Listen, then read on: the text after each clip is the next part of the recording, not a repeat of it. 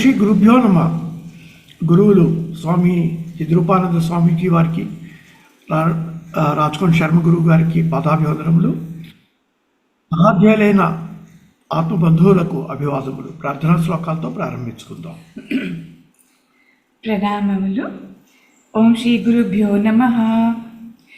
ఓంకారం బిందు సంయుక్తం నిత్యం ధ్యాయంతి యోగినః కామదం మోక్షదం చైవ ఓంకారాయ నమో నమః. సదాశివసమారంభాం వ్యాసశంకరమధ్యమాం అస్మదాచార్యపర్యంతాం వందే గురుపరంపరాం. శంకరం శంకరాచార్యం కేశవం బాదరాయణం సూత్రభాష్యకృతౌ వందే భగవంతౌ పునః పునః. ధ్యానమూలం గురోర్మూర్తిః పూజామూలం గురోపదం మంత్రమూలం గురోర్వాక్యం మోక్షమూలం గురుకృపా. హరి ఓం. ఓం భద్రం కర్ణేభిः శృణుయామ దేవాः భద్రం పశ్యేమ అక్షభిర్యజత్రాः స్థిరైరంగైः స్తుష్టువాగుం సంస్తనూభిः వ్యశేమ దేవహితం యదాయుः. స్వస్తి న ఇంద్రో వృద్ధశ్రవాः స్వస్తి నః పూషా విశ్వవేదాः స్వస్తి నస్తార్క్ష్యో అరిష్టనేమిः స్వస్తి నో బృహస్పతిర్దదాతు. ఓం శాంతి శాంతి శాంతి. భద్రం కర్ణేభిः శృణుయామ దేవాః భద్రం పశ్యేమాక్షభిర్యజత్రాः స్థిరైరంగైः స్తుష్టువాగుంసస్తనూభిः వ్యశేమ దేవహితం యదాయుः. స్వస్తి న ఇంద్రో వృద్ధశ్రవాः స్వస్తి నః పూషా విశ్వవేదాः స్వస్తి నస్తార్క్ష్యో అరిష్టనేమిः స్వస్తి నో బృహస్పతిర్దధాతు.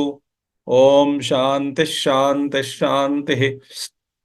ఓం సమస్తజన కళ్యాణే నిరతం కరుణామయం నమామి చిన్మయం దేవం సద్గురుం బ్రహ్మవిద్వరం సద్గురుం బ్రహ్మవిద్వరం.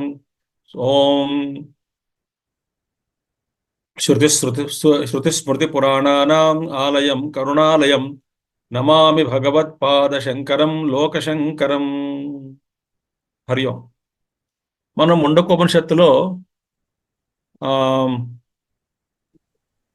ఏం చెప్పుకున్నామంటే ఓంకార ఉపాసన గురించి చెప్పుకున్నాం. ఓంకార ఉపాసన కిందటి క్లాసుల్లో ఓంకారం ఉపాసన అనేటువంటిది ఎలా చేయాలి అని మన క్యాంపులో కూడా ఉత్తనే 10 నిమిషాలు చేసి చూసాం అంతే. ఓంకార ఉపాసన. ఓంకార ఉపాసన అంటే దాని అర్థమేద ధ్యానము, జపము, అన్ని రకాలుగాను. మన కిందటి మంత్రంలో ఏం చూసాం? 6వ మంత్రంలో అరా ఇవ రథనాభౌ సంహతాయత్ర నాడ్యః స ఏషో అంతశ్చరతే బహుదా జాయమానః ఓమితి ఏవం ధ్యాయత ఆత్మానం. ఏ విధంగా అయితే అరలన్నీ కూడా ఆ హబ్లో ఆకులన్నీ కూడా ఆకుల వలె ఉన్నటువంటివన్నీ కూడా ఆ అరలన్నీ కూడా అమర్చబడి ఉన్నాయో, దేనిలో ఈ నాడులన్నీ కూడా ఆ విధంగా నాడులన్నీ అమర్చబడి ఉన్నటువంటివి. సైష అంతశ్చరతే బహుదా జాయమానః. ఈ పలు విధాలుగా వ్యక్తమవుచూ పుడుతున్నటువంటి ఆ పరమాత్మ ఎవరది? అది ఆత్మానం, మన ఆత్మస్వరూపం. ఓమితి, నేను టూకగా చెప్తున్నాను, ఓమితి ధ్యాయథ. దాన్ని ఓంకారం అనేటువంటి ఉపాసన ద్వారా, ఓం అనేటువంటి శబ్ద ప్రయోగం ద్వారా ధ్యానం చేయండి, దాని మీద ధ్యానం చేయండి అని చెప్పడం జరిగింది. ధ్యాయత ఆత్మానం. స్వస్తివః పారాయ తమస పరస్తాత్. మీకు శుభం కలుగుగాక. ఈ యొక్క ప్రయత్నంలో ఓంకారోపాసన చేసి ఈ సంసార సాగరం అనేటువంటి దాన్ని అటుపక్కకి వెళ్ళి, అంటే దాటి, ఈ తీరాన్ని దాటి అటు చేరుకోవడంలో మీకు స్వస్తి కలుగుగాక, శుభం కలుగుగాక అని చెప్పి ఆశీస్సులతోటి ఆ మంత్రం పూర్తయింది. 6వ మంత్రం ముండకోపనిషత్తు 2వ ముండకం 2వ ఖండంలోను ఉన్నటువంటిది. సో 2వ ముండకంలో 2వ ఖండంలో ఉన్నాం మనం. ఇప్పుడు అక్కడ మనం చెప్పుకున్న సంబంధ భాష్యం చిన్నగాను ఏమిటది?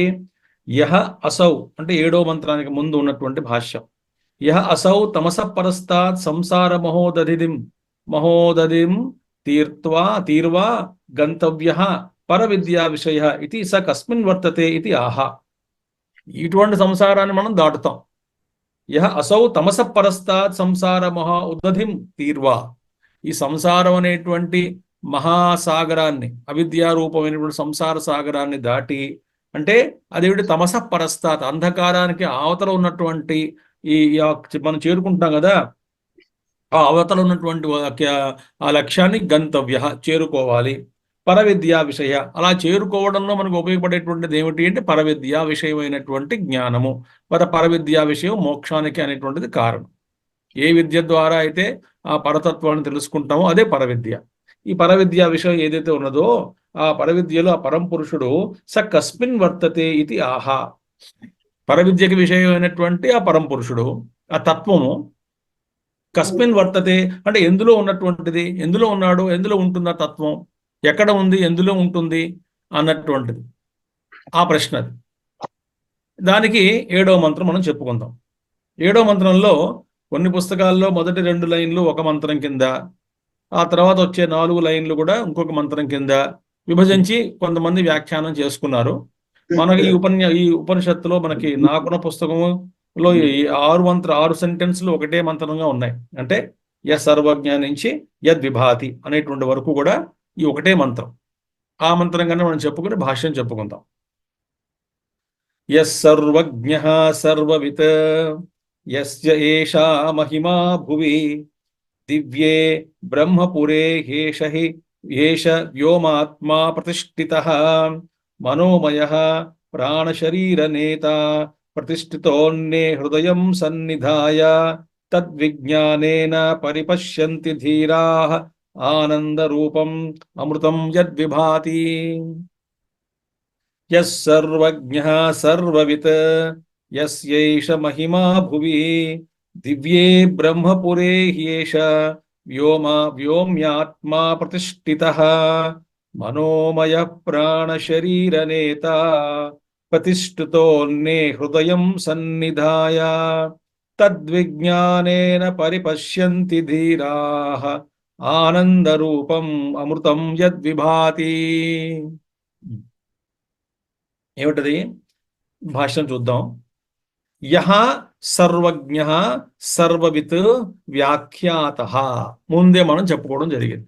మొదటి ముండకంలోనే మొదటి ఖండంలో 9వ మంత్రంలో ఈ వ్యాఖ్యానం చేయబడింది. ఏమిటి? ఈ 2 పదాలకి సర్వజ్ఞుడు సర్వవిత్ అంటే ఏమిటి? చిన్మేంద్ర వారిని ఆయన అంటూ ఉండేవారు సరదాగాను, your ignorance is my employment అని. అంటే ఏమిటిట? ఆయన చెప్పినవన్నీ మనం మర్చిపోతూ ఉంటాం మేము, కాబట్టి ఆ పాఠాలు చెప్పడానికి మళ్ళీ మళ్ళీ వచ్చినా మనం శ్రద్ధగా కొత్తగా వింటుంటా ఉంటాం. అందుకే your ignorance is my employment అంటుండేవాడు సరదాగా. అంటే చదవట్లే సరిగ్గా అని తిట్టేవాళ్ళు, అంతగాని ఇంకేం లేదు. ఇక్కడ సర్వజ్ఞ సర్వవిత్ అనే పదాలు మనం చూసుకుందాం. దీనికి 2 కూడా ఏంటంటే సర్వజ్ఞత్వము అంటే సాధారణ జ్ఞానము, సర్వవిత్ అంటే విశేష జ్ఞానం చెప్పుకున్నాం.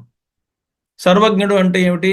అసలు ఈ జగత్తుకి సంబంధించినటువంటి సామాన్య జ్ఞానం, సాధారణ జ్ఞానం, జనరల్ నాలెడ్జ్ ఏదైతే ఉన్నదో అన్నీ ఆయనకు తెలుసు. ఆయనకి తెలియనటువంటిది ఏమీ లేదు. ఎవరికి? ఆ ఈశ్వరుడికి. ఆయన సర్వజ్ఞుడు అంటాం.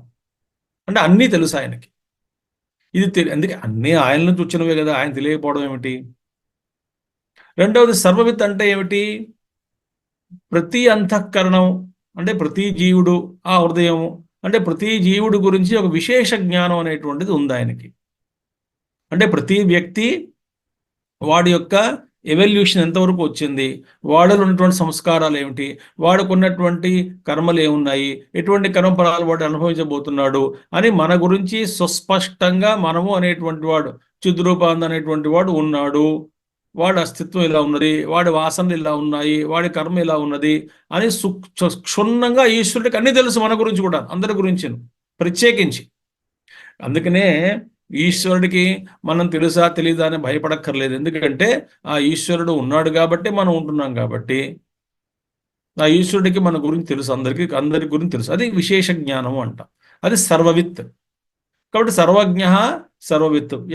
ఎవరైతే సర్వజ్ఞుడో, సర్వవిత్ ఏదైతే ఉన్నదో, యస్య ఏషః ప్రసిద్ధో మహిమా విభూతి భువి అంటే ఇది చూడండి, అటువంటి ఆ యొక్క సర్వజ్ఞుడు సర్వవిత్ అయినటువంటి వాడు ఎవడైతే ఉన్నాడో, ఎవడు సర్వజ్ఞుడో, ఎవడు సర్వవిత్తో, వాడి యొక్క మహిమ ఏమిటి?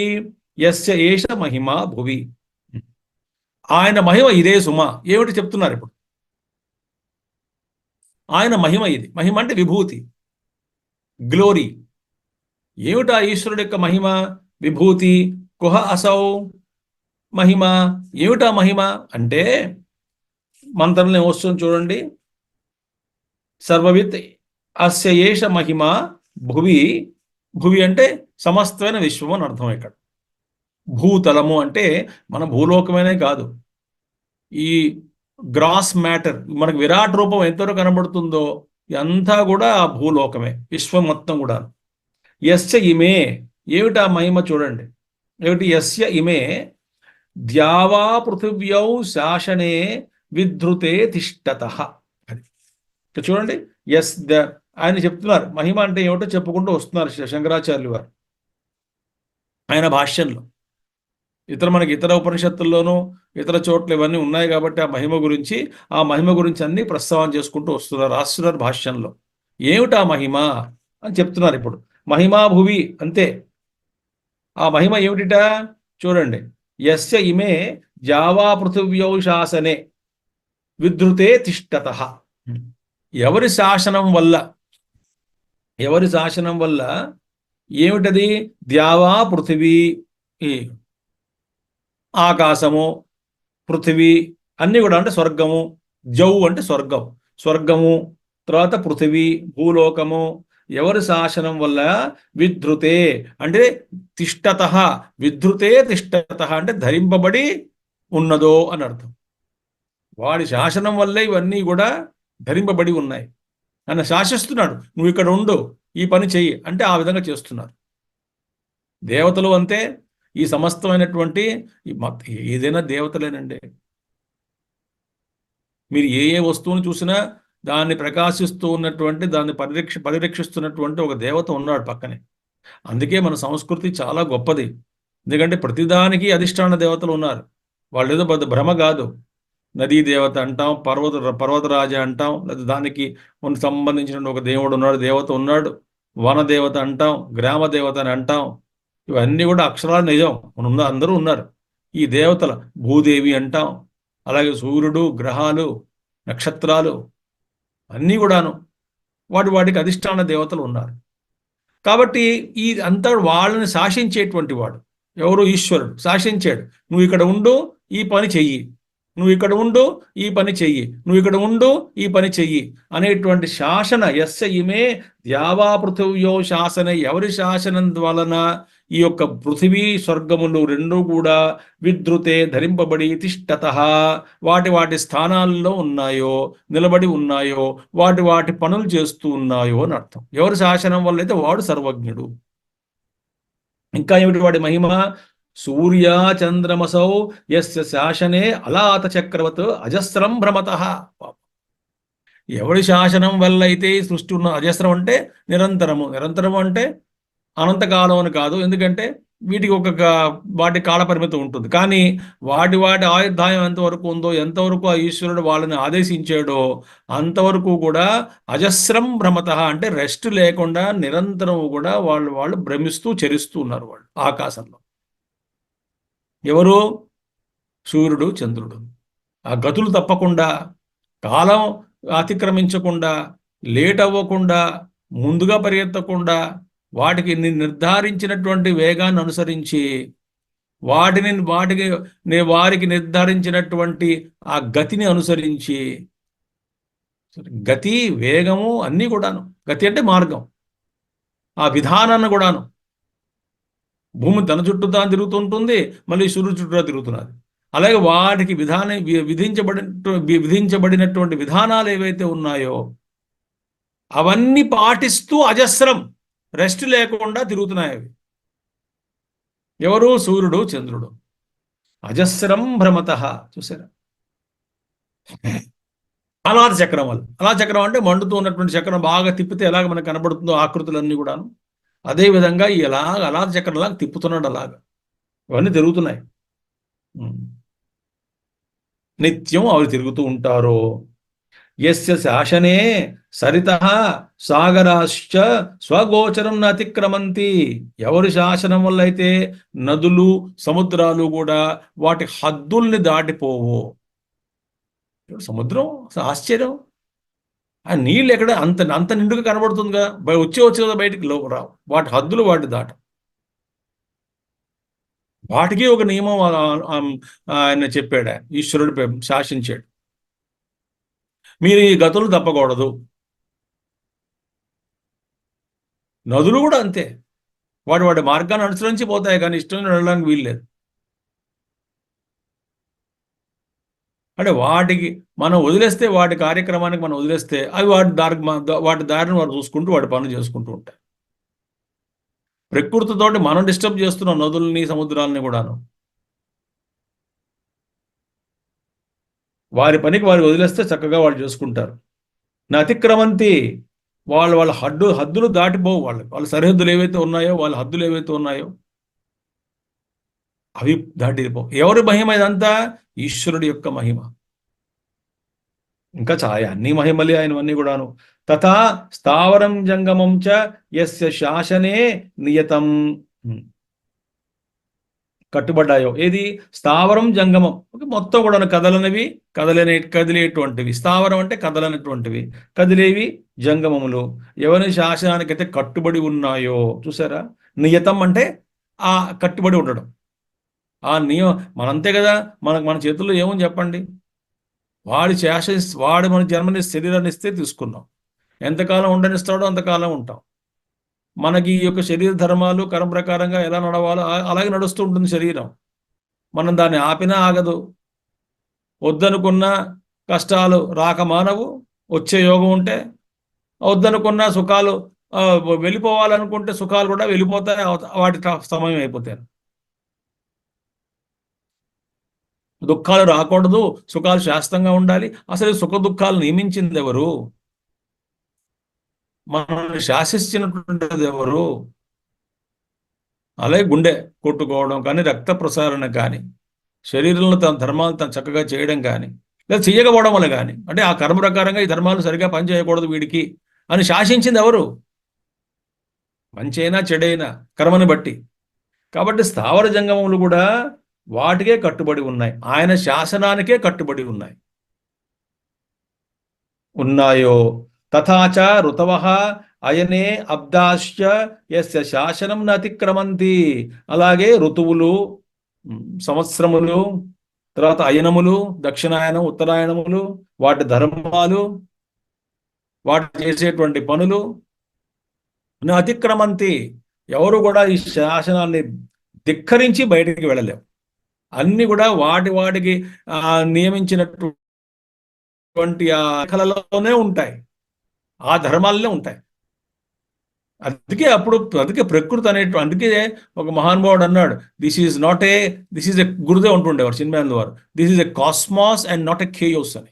ఏదో గందరగోళంగా గజిబిజిగా ఉన్నటువంటి వ్యవస్థ కాదు ఇదంతా కూడా. ఒక ఆర్డర్ ఉంది, ఒక నియమం ఉంది. ఆ నియమాన్ని శాసించినటువంటి వాడు ఈశ్వరుడు. ఆ శాసనానికి ఎవరు ధిక్కరించలేరు. ఆ శాసనాన్ని అందరూ కట్టుబడి ఉన్నటువంటి వాళ్ళే ఆ శాసనానికి. అది చెప్తున్నారు. తథా కర్తారః కర్మాణి ఫలం చయత్ శాసనాత్ స్వం కాలం నతివర్తంతే స ఏష మహిమ. ఎవరు? అలాగే కర్త అంటే కర్త చేసేటువంటి వాడు. కర్త వేద కర్మలు చేసేటువంటి వాడు. కర్తారః కర్మాణి, వేద కర్మలు చేసేటువంటి వాడు కర్త. వాడు చేసేటువంటి కర్మలు, జాగ్రత్తగా వినండి, కర్మలు ఫలం, ఆ కర్మల ద్వారా వచ్చేటువంటి ఫలితం. అసలు ఈ కర్మకి, ఈ విధంగా చేసినటువంటి కర్మకి ఈ ఫలం వస్తుంది అని శాసించి నిర్ధారణ చేసి శాసిస్తాడు ఎవరు? ఈశ్వరుడు. ఏమని? ఏ కర్మ అయితే ఏ కర్త ద్వారా చేయబడిందో ఆ ఫలితం ఏదైతే వచ్చిందో ఆ ఫలితం ఆ కర్తకే వెళ్ళాలి, కానీ మరొకరికి చెందకూడదు. ఇంతమంది కోట్ల ఏమిటి అసలు, ఎన్నో అసంఖ్యాకంగా ఉన్నటువంటి జీవుల కర్మలు. ఇంకా విచిత్రం చూడండి, ఎంత విచిత్రం ఏంటంటే పెద్ద పెద్ద మనం యాక్సిడెంట్స్లో కానీ, లేకపోతే సునామీల్లో కానీ, భూకంపాల్లో కానీ చూస్తాం. అందరూ పోతారు కానీ ఒక పిల్లవాడు బతుకుంటాడు, ఏదో ఒకడు బతికిపోతాడు. వాడికి అసలు ఇంత పెసరు కూడా ఏం కాదు వాడికి. పక్కన ఉన్నవాడు, ఇటుపక్క ఉన్నవాడు చచ్చిపోయాడు, ఇటుపక్క ఉన్నవాడు నలిగిపోయాడు, వీడేమిటో రక్షించబడ్డాడు. ఏమిటో శాసనం, త్రుటిలో అంటాం. కానీ వీడిని మటు కాపాడాడు ఈశ్వరుడు. వీడి కర్మ ఇంకా ఉంది కాబట్టి భూమి మీద. మనం తెలుగు భాష నోకలు చెల్లలేదు కాబట్టి అంటాం. వాడిని కాపాడింది ఎవరు? చాలా ఆశ్చర్యంగా ఉంటుంది, చాలా ఆశ్చర్యంగా ఉంటాయి. మన 2004 సునామీలో వచ్చిన 3-4 వచ్చిన సునామీలో ఒక అమ్మాయి మూడు చిన్న పిల్ల, 10 ఏళ్ళు 11 ఏళ్ళు 9 ఏళ్ళ పిల్ల, ఏదో ఆ సముద్రం మీద నీళ్లు బాగా వచ్చాయి. ఒక పెద్ద అంటే అది తేలుతున్నటువంటి పెద్ద వృక్షపు మాను ఉంటుంది. మాను అది పెద్ద చెట్టు యొక్క మాను, అది తేలుతున్నది. దానిలో ఒక కొమ్మ ఉంది, ఇలా ఒకటి, దాని ఒక కొమ్మ, దాని నించుని ఆ కొమ్మను గట్టిగా పట్టుకుని, అదొక భాగం, ఒక బ్రాంచ్. ఆ కొమ్మని బాగా గట్టిగా ఉన్న కొమ్మని గట్టిగా పట్టుకుని ఇది మీద నించుని 3 రాత్రులు అలాగా తేలుతూ సముద్రం మీద ఉంటే, ఆ తర్వాత తగ్గిన తర్వాత ఎవరో వెళ్ళి చూసి కాపాడు తీసుకొచ్చారు ఆ అమ్మాయి. అంటే ఎంతమంది మరణించారు కానీ వాడికి ఆ అమ్మాయిని మటు రక్షించాడు. ఎవరి శాసనం అది? అంటే అంత కర్మ ఫలం అంత చాలా పెర్ఫెక్ట్గా ఆపరేట్ అవుతుంది. అంటే ఎవడి ఫలం స్వంసం. అక్కడ అర్థం ఏంటి? ఎవడోడికి ఏ కర్తకి ఏ ఫలం వెళ్ళాలో, ఏ సమయంలో వెళ్ళాలో అది కూడా చెప్తున్నారు చూడండి. కాలం. అందుకే మనం చేసిన పుణ్యాలు చాలా ఉన్నాయి కదండి, ఫలితాలు ఇంకా రాలేదంటే ఆ వచ్చేటువంటి కాలం ఆయన నిర్ణయిస్తాడు. మనం అనుకుంటుంటాం కదా, చాలా దుర్మార్గుడు అండి కానీ సుఖంగా ఉన్నాడు, ఇంత అవినీతిగా ఉన్నాడు, బాగా డబ్బులు దొబ్బుతున్నాడు, లంచగొండతనం ఎక్కువ ఉంది, అయినా వాడు సుఖంగా ఉన్నాడు, మరి వాడిని పాపాలు చేశాడు, ఆ ఫలితం ఎప్పుడు అనుభవిస్తాడో అంటే ఈశ్వరుడు నిర్ణయిస్తాడు, మనం కాదుగా నిర్ణయించేది. వాడు ఇంతకుముందు చేసినటువంటి పుణ్యఫలం వేరేగా ఉంది కాబట్టి ఆ పుణ్యఫలాన్ని ఇప్పుడు అనుభవిస్తున్నాడు. ఆ పుణ్యఫలం ఇప్పుడు అనుభవిస్తున్నాడు. మరి ఇప్పుడు చేస్తున్నటువంటి వర్తమాన కర్మ, పాపకర్మ, ఈ పాపకర్మలన్నీ కూడా వస్తాయి, ఎప్పుడప్పుడు వస్తాయి. అందుకని కర్తారః కర్మాణి ఫలం చ యత్ శాసనాత్ స్వం కాలం అతివర్తన. ఆయన శాసనం వల్ల వాటి కాలాన్ని ఎవరు అంటేది దాటలేరు. నా అతివర్తంతే, దాటి వెళ్ళలేరు.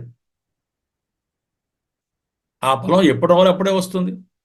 ఇదేమిటండి ఇంత అశుభ ఫలం, శుభ కార్యక్రమం పెట్టుకున్నాం ఇప్పుడే జరగాల అంటే అంతే.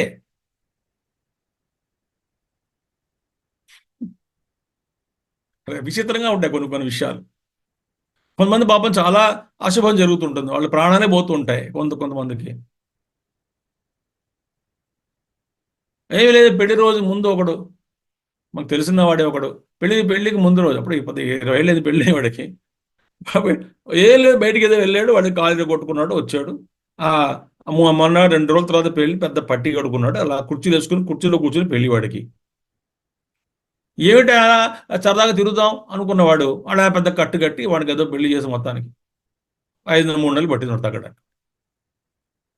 ఏ విచిత్రంగా ఈ కర్మలు ఎప్పుడెప్పుడు ఏమొస్తాయో, ఎప్పుడు ఏ పని అని ఎవరు శాసనం అని అడుగుతున్నాం అంటే ఆ ఈశ్వరుడు శాసనం. సయేష మహిమ, అది ఆయన మహిమ. ఏ మహిమ ఏమిటి? ఆయన శాసనాన్ని ఎవరు ఉల్లంఘించలేరు. ఆయన శాసనాన్ని బట్టి అనేవి జరుగుతున్నాయి. ఆయన శాసించాడు కాబట్టి ఇప్పుడు ఈ వర్తమానంలో ఈ క్లాస్ జరుగుతున్నది. ఆయన శాసించకపోతే జరగదు క్లాస్. ఆయన శాసించారు కాబట్టి మీరందరూ వింటున్నారు. ఈ క్షణంలో ఆన్లైన్లో డైరెక్ట్గా వింటున్నామంటే ఏమిటి? అది ఆయన శాసనం కాబట్టి వినగలుగుతున్నాం. మనం అనుకుంటాం మనం స్వతంత్రులం అని. కాదు కాదు కాదు కాదు కాదు స్వతంత్రులు మనం కాదు కదా. అతనే భ్రమ మనకి. మన స్వతంత్రంలో మన ఇష్టం చేసుకుంటాం, మనం అనుకున్నాను చేశాను. చాలా ఆలోచించాలి ఇవన్నీ కూడా మనం.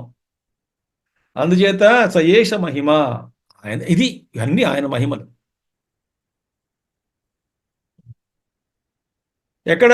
భువి లోకే అంటే మొత్తం విశ్వం. ఈ విశ్వం అంతా కూడా ఆయన భువం. ఈ భువనంలో భవనం విశ్వం అనేటువంటి భవనం, అందులో ఏం జరుగుతున్నప్పటికీ కూడా ఆయన శాసనమే. ఇదే కాదు, లోకాలు కూడాను. లోకాలు కూడా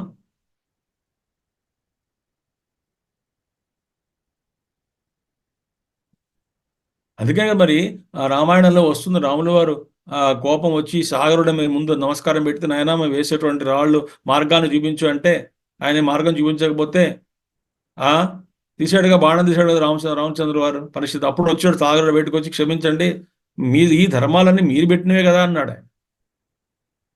ఉపాయం చెప్తాను, మరి ఈ విధంగా నన్ను వ్యవహరించండి అంటే కష్టం కదా అన్నాడు ఒకప్పుడు.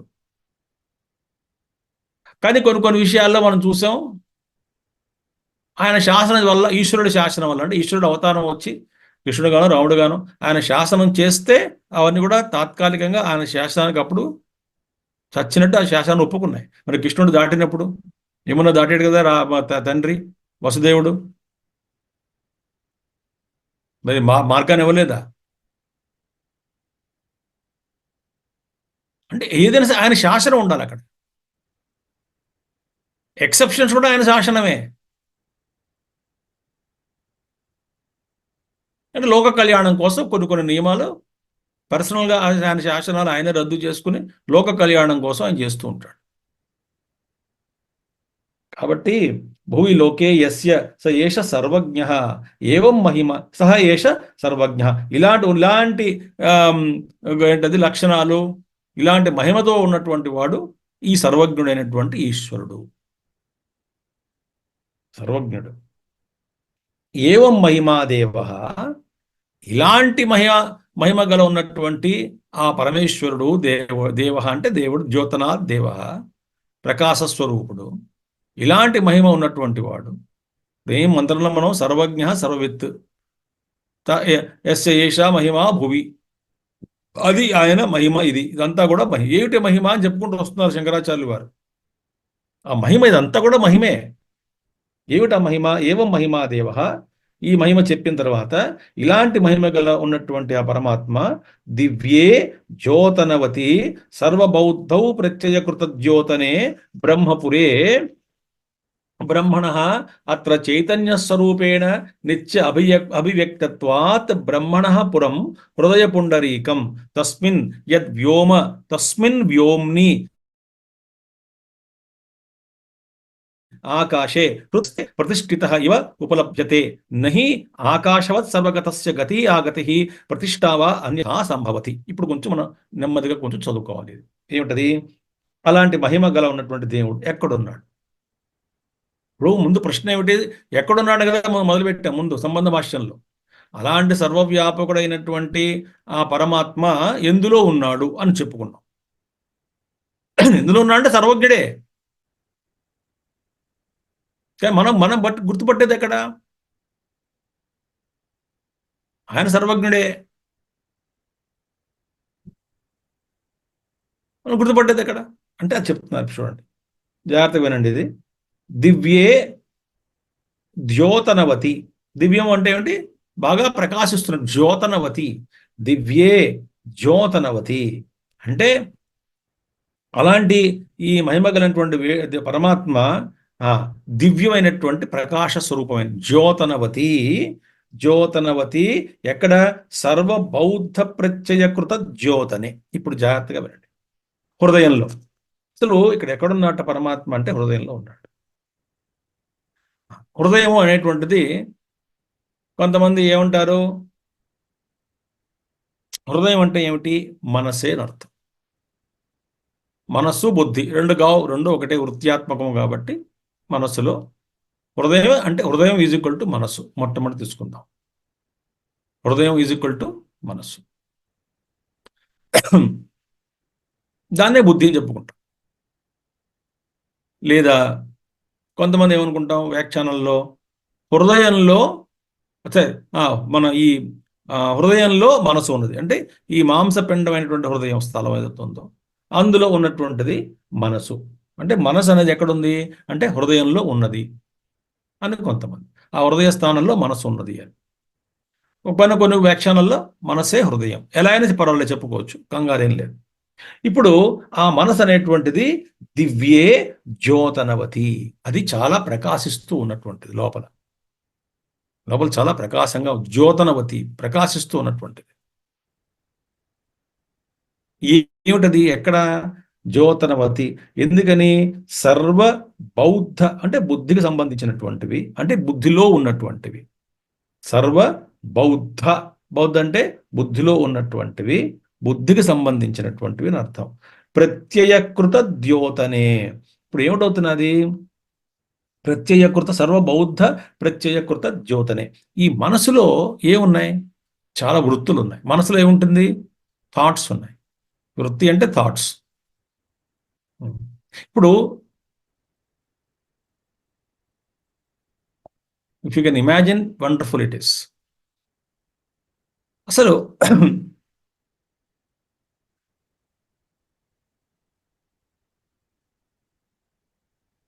ఒక్కొక్క థాట్ అనేటువంటిది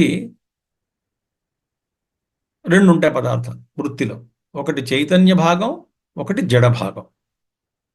కొంచెం థాట్ అంటే ఏమిటో చెప్పుకుందాం. చైతన్య భాగం, జడ భాగం.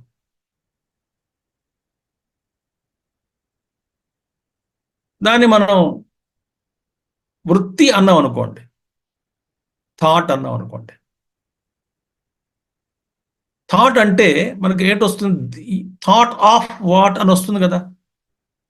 ఒక థాట్ వచ్చింది, ఆలోచన అని చెప్పుకుందాం. కరెక్ట్గా వృత్తే కరెక్ట్. నాకు సంస్కృత పదం ఇష్టం, వృత్తి. వృత్తి కలిగింది, థాట్ కలిగింది. ఆ వృత్తి అంటే దేనికి ఆ వృత్తి యొక్క విషయం ఏమిటి అని వస్తుంది. What is the object of the thought? ఒక థాట్ వచ్చిందంటాం. దేని గురించి వచ్చిందంటాం కదా. నాకు ఒక చెంబు గురించి ఆలోచన వచ్చింది అంటే చెంబే ఈ యొక్క వృత్తి యొక్క విషయం. చెంబు అనేటువంటిది వృత్తి యొక్క, థాట్ యొక్క విషయం అయింది. చెంబు. పుస్తకం అంటే పుస్తకము వృత్తి యొక్క విషయం అయింది. రైట్. అంటే ఉత్తరే థాట్ ఉండదు. ఆ థాట్ గర్భంలో ఏదో ఒక విషయం ఉండాలి, ఏదో ఒక ఆబ్జెక్ట్ ఉండాలి, కంటెంట్ ఉండాలి. కంటెంట్ అదొకటి థాట్ గర్భంలో.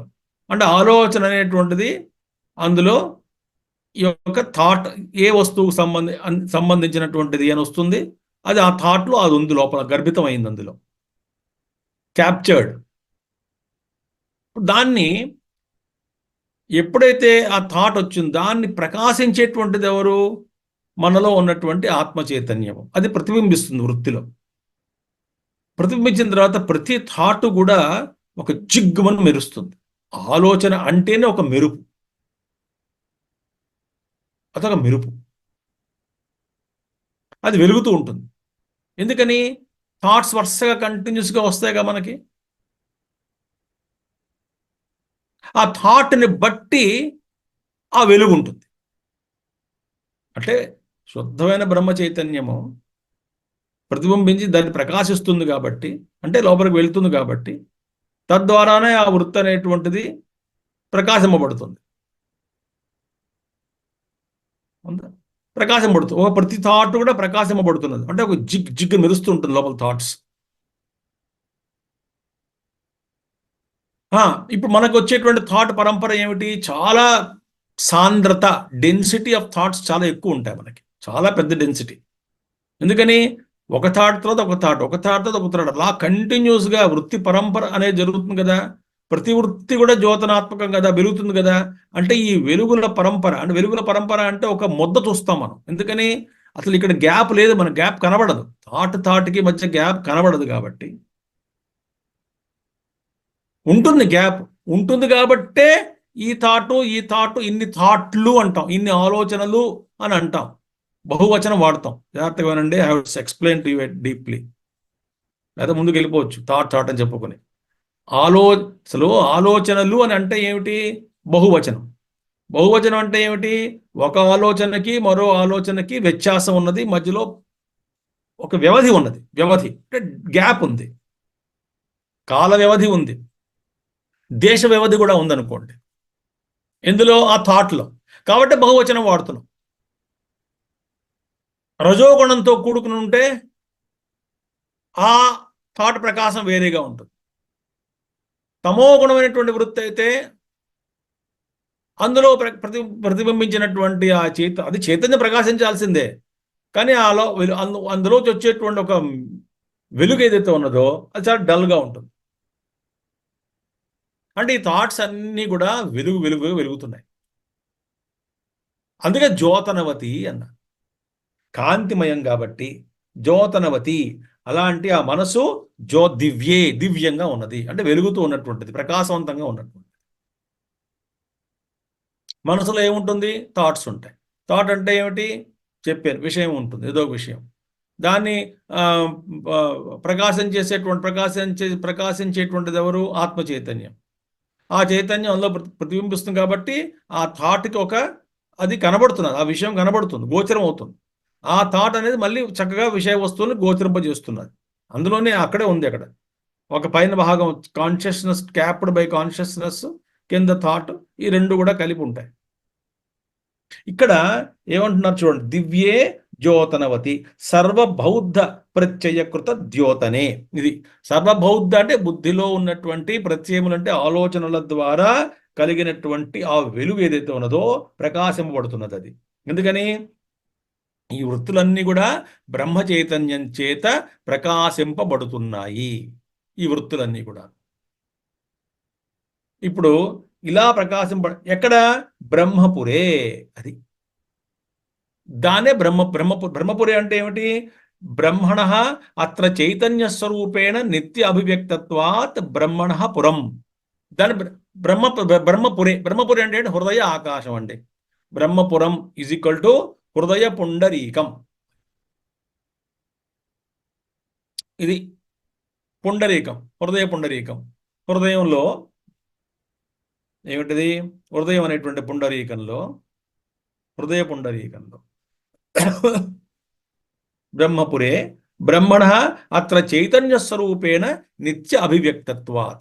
ఈ హృదయం అనేటువంటి దాంట్లో ఈ బ్రహ్మస్వరూపం, బ్రహ్మ చైతన్యము నిత్యము ప్రకాశిస్తూ ఉన్నటువంటిది. అందులో మార్పులు చేర్పులు కానీ, ఎగుడు దిగుడులు కానీ, ఎక్కువగా అవడం కానీ, తక్కువగా అవడం కానీ ఏం లేదు. నిత్యం అభివ్యక్తత్వాత్, నిత్యం కూడా అది ఉన్నది, ఆ నిత్యం కూడా అది వెలుగుతూ ఉన్నటువంటిది. కాబట్టి బ్రహ్మణపురే, దాన్ని అందుకనే బ్రహ్మపురి ఎందుకన్నారు దాన్ని? బ్రహ్మపురి అంటే బ్రహ్మణ పరమాత్మ యొక్క చైతన్య స్వరూపేణ నిత్య అభివ్యక్తత్వాత్. ఆ బ్రహ్మ యొక్క చైతన్య రూపంలో నిత్యము అభివ్యక్తం అవుతున్నది కాబట్టి దాన్ని బ్రహ్మపురము అన్నారు. ఏ పురములో అయితే బ్రహ్మము నిత్యము అభివ్యక్తంగా ఉన్నదో లోపల, అంటే ఎక్కడున్నది? నిత్యము బ్రహ్మ అభివ్యక్తం అవుతున్నదిట. ఎక్కడ? హృదయ పుండరీకంలో. అంటే హృదయ పుండరీకంలో హృదయంలో ఉన్నటువంటి ఆకాశం ఏదైతే ఉన్నదో, ఖాళీ జగ ఏదైతే ఉన్నదో, అందులో ఆ ఆకాశంలో బ్రహ్మ చైతన్యం అనేటువంటిది ఉన్నది. అది నిత్యము అభివ్యక్తంగా అవుతున్నది. హృదయ పుండరీకం తస్మిన్ యద్ వ్యోమ తస్మిన్ వ్యోమ్ని. ఇప్పుడు హృదయ పుండరీకం, ఈ బుటకం మనం ఏమంటాం పెద్ద యోగ శాస్త్రాల్లో, ఈ బుటకం వేలు పెట్టి ఇలాగ మనం మూస్తే ఎంత స్థలం లోపల ఉన్నదో అంత అంగుష్ట పురుషుడు లోపల ఉన్నాడని. అక్కడంతా ఖాళీ, హృదయంలో ఆకాశం ఉన్నది. ఈ మాంసపిండమే తీసుకోండి, అందులో స్థలం, అందులో ఆకాశం ఉన్నది. ఆ ఆకాశంలో తస్మిన్ వ్యోమ్ని ఆకాశే అంటే హృత్పుండరీక మధ్యస్థే. ఈ హృత్పుండరీకములో మధ్యలో ఉన్నటువంటి ఆకాశము, ఆ ఆకాశంలో ఈ చైతన్య రూపంలో ప్రకాశిస్తున్నాడు. శుద్ధ చైతన్యము అలా ఉన్నది, దానికి అసలు రంగు ఏమి ఉండదు. ఎందుకని? నిర్గుణ, నిరాకార అని చెప్పుకుంటాం. శుద్ధ చైతన్యం. ఆ చైతన్యము ఎప్పుడైతే ఈ వృత్తిలో ప్రతిబింబిస్తుందో వెంటనే అక్కడ జ్యోతిగా తయారవుతున్నారు. ఆ ఆత్మప్రకాశం, ఆత్మజ్యోతి అంటే అదొక వేరు, అది శుద్ధ చైతన్యం అనేటువంటిది. ఆ జ్యోతి వేరు.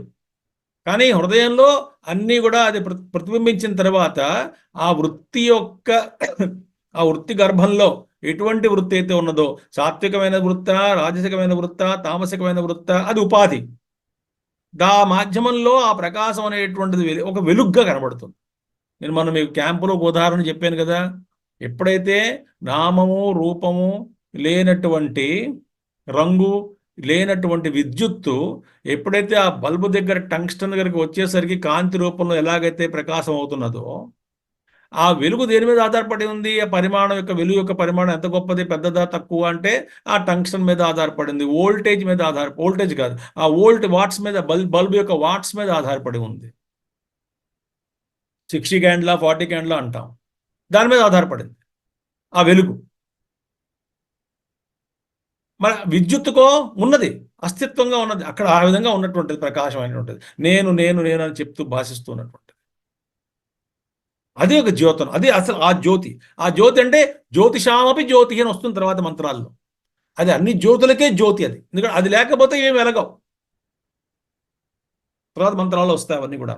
హృత్పుండరీక మధ్యస్థే ప్రతిష్ఠిత ఇవ అంటే ఇప్పుడు సర్వవ్యాపి అయినటువంటి ఈశ్వరుడు హృదయంలో ఉండడం ఏంటండి?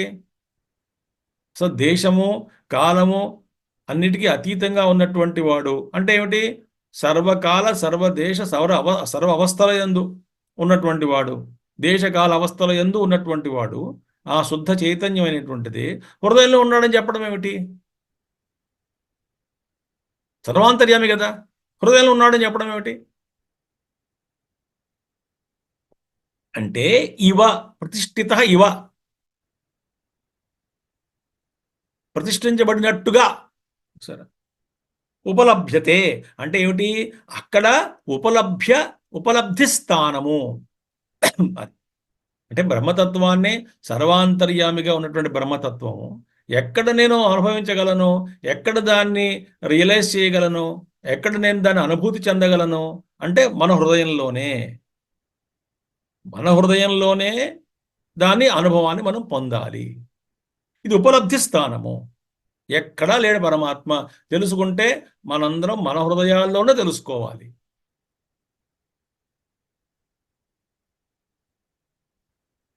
మన గుళ్ళు గోపురాలకు వెళ్ళినా కూడా అక్కడ పరమాత్మ ఉన్నాడు, చాలా ఆనందంగా ఉంది, దర్శనం కలిగింది, తృప్తిగా ఉంది. అవన్నీ ఎక్కడ జరుగుతున్నాయి? ఇక్కడే జరుగుతున్నాయి మీకు అన్నీ కూడా. అక్కడేం లేదు మళ్ళీ. అది ఆలంబనము అని చెప్తాం. ప్రతీకోపాసన, సంపద ఉపాసనలు వస్తాయి. ఇవన్నీ ఆలంబనము. అంటే ఏమిటి? అసలు నన్ను నేను తెలుసుకోవడానికి ఆ గుళ్ళోకి వెళ్తే నాకు శాంతి కలుగుతుంది. శాంతి లోపల ఉన్నది, కానీ దాన్ని గ్రహించడానికి నేను గుడికి వెళ్ళడమో, లేకపోతే ఒక ప్రశాంతమైనటువంటి వాతావరణానికి వెళ్ళడమో, లేదో గురువుగారి దగ్గరికి వెళ్ళి సమక్షంలో కూర్చుంటే ఆ గురువు అద్దంలా ఉంటాడు, శుద్ధమే కాబట్టి, అందులో నా స్వరూపాన్ని తెలుసుకోగలుగుతాను కాబట్టి ఆయన దగ్గర కూర్చుంటే శాంతిగా ఉందండి అంటే అర్థం ఏమిటి? అక్కడ మన శాంతిని ఎక్కడ అనుభవిస్తున్నాం? మనలో అనుభవిస్తున్నాం. మీరు గుడికి వెళ్ళినా, ఏం శాంతి పొందినా, ఏ ఆనందాన్ని పొందినా అనుభవించేటువంటిది అన్నీ కూడా హృదయ స్థానమే. మరి గుడికి ఎందుకు వెళ్ళడం అంటే ఇక్కడ నాకు హృదయంలో నేను తెలుసుకునేటువంటి శక్తిని ఇంకా నేను పొందలేదు కాబట్టి, నాకు సపోర్టు, ఆలంబనం కావాలి కాబట్టి, దేశము కాలము వాతావరణం ఇలాంటివన్నీ కూడా నాకు కావాలి కాబట్టి, నేను ఏదో సత్సంగానికి వెళ్ళడమో, మహాత్ముని కలవడమో, లేకపోతే గుళ్ళు గోపురాలు తిరగడమో, పుణ్యక్షేత్రాలు తిరగడమో, ఇవన్నీ కూడా ఎందుకంటే ఆ యొక్క ఆనందాన్ని మనసులో పొందడానికి, హృదయంలో పొందడానికి. ఇవన్నీ అవసరమా అంటే అవసరం. మరి ఎవరికి అని ప్రశ్న వస్తుంది. రమణ మహర్షి లాంటి వాళ్ళకి ఇవన్నీ అనవసరం. మా గురుదేవులు తపోవన్ మహారాజ్కి ఇవన్నీ అనవసరం. ఉత్తరకాశీలో కూర్చున్నా దిగలేదు కిందకి అసలు. ఉత్తరే ఋషికేశ్ వచ్చేవారు, శివానంద వారిని కలవడానికి ఎప్పుడప్పుడు స్వామి శివానంద వారిని కలిసి పైకి వెళ్ళిపోయారు. ఋషికేశ్ కింద దిగి రాలేదు ఇప్పుడు కూడా. వెళ్తే ఉత్తరకాశీ, గంగోత్రి, అది హిమాలయాలు. ఎప్పుడు మళ్ళీ దేశం తిరగడానికి రాలేదు ఆయన.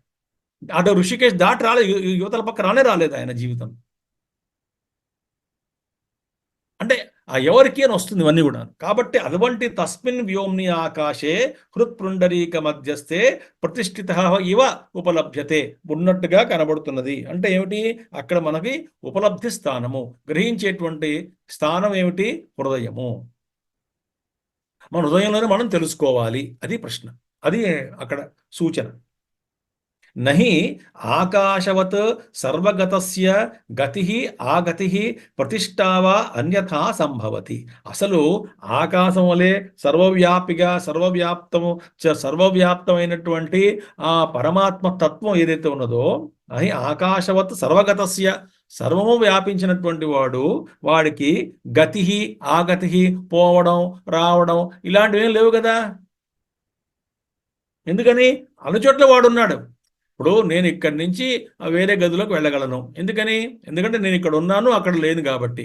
అంటే ఉన్న స్థలం నుంచి లేని స్థలంలోకి నేను కదలగలను. మరి ఈశ్వరుడు వాడు లేని స్థలం లేదు కదా కదలడానికి. ఎక్కడ కదులుతాడు? ఈవినింగ్ వాక్ కూడా చేయలేడు, మార్నింగ్ వాక్ చేయలేడు. పాపం జాలేస్తుంది కదా పాపం ఆయన మీద మనకి. అంతటా నిండి ఉన్నాడు. నేను ఇక్కడ ఉన్నాను, అక్కడ లేను కాబట్టి ఇక్కడి నుంచి అక్కడికి వెళ్ళగలను. అక్కడ ఉన్న ఇక్కడ ఉన్న వాడికి ఎక్కడ కదులుతాడు పాపం? కాబట్టి వాడికి గతి లేదు, ఆగతం లేదు, ప్రతిష్ట లేదు. ఇక్కడ ఉన్నాడు అని చెప్పడం కానీ, స్థిరంగా ఇక్కడే ఉన్నాడు, లేదా వేరేగా ఉన్నాడు, వేరే చోట్ల ఉన్నాడు, ఇలాంటివన్నీ కూడా అందులో సంభవం కానే కాదు. కాబట్టి సర్వవ్యాప్తమైనటువంటి చైతన్యము హృదయ పుండరీకంలో ఉన్నాడు. ఉండి ఏం చేస్తున్నాడు? మనసు అంటే ఈ ఆలోచనలు ఏవైతే జ్యోతనవతి ఏదైతే ఉన్నదో, ఈ ఆలోచనలన్నింటినీ కూడా ప్రకాశింపజేస్తున్నాడు. ఆ ప్రకాశింపజేయడంలో మనసు అంతా కూడా జ్యోతనవతిగా తయారై అది వెలుగు వెలుగుతున్నది లోపల. ఏ వెలుగు? తెలుస్తున్నటువంటి వెలుగు. విద్యుత్తు నామరూపము లేదు, అది కనబడదు. ఉంటుంది కానీ అనుభవించగలం కానీ చూడలేం. ఇంద్రియాలకు అగోచరం. అంటే మనం స్పర్శగా అనుకుంటాం, స్పర్శ కూడా కాదు కదా అది. ఆ షాక్ వేరు.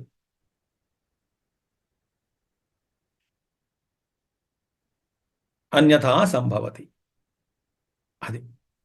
కాబట్టి మనకి అప్పుడు జాగ్రత్త వినండి.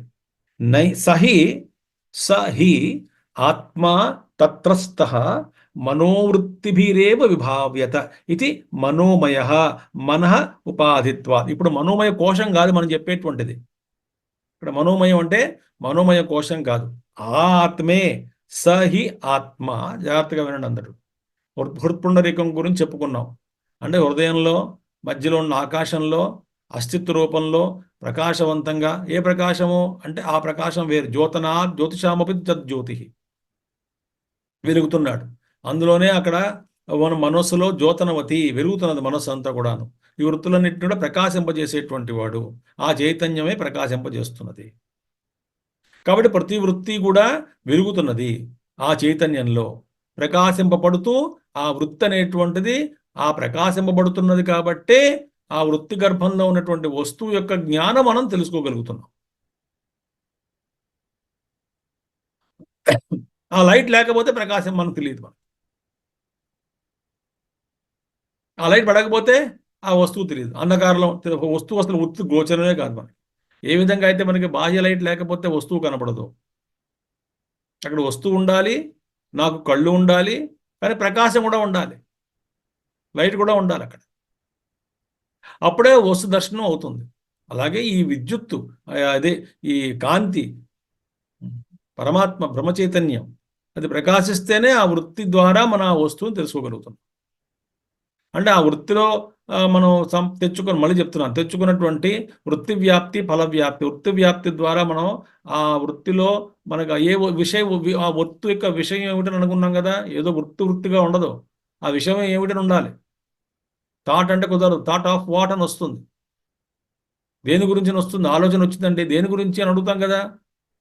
దేని గురించి కాదు, దేని గురించి కానీ ఆలోచన ఏమిటి? కాబట్టి ఏదో వస్తువు ఉంది, ఆ వస్తువుని ప్రకాశింపజేసి తెలుసుకోవాలి అంటే ఆ బ్రహ్మ చైతన్యం ప్రకాశించాలి అని చెప్పుకున్నాం అప్పటి వరకు. తర్వాత ఏమిటి? ఆ ఆత్మే తత్రస్థ అంటే అక్కడే ఉన్నటువంటి ఆత్మతత్వం. తత్రస్థ అంటే బుద్ధి అనేటువంటి ఆ పద్మంలో, బుద్ధి గుహలో వృత్తి, ఆ బుద్ధి గుహలో ఉన్నటువంటి ఆత్మతత్వమే మనోవృత్తిభి ఏవ విభావ్యతే.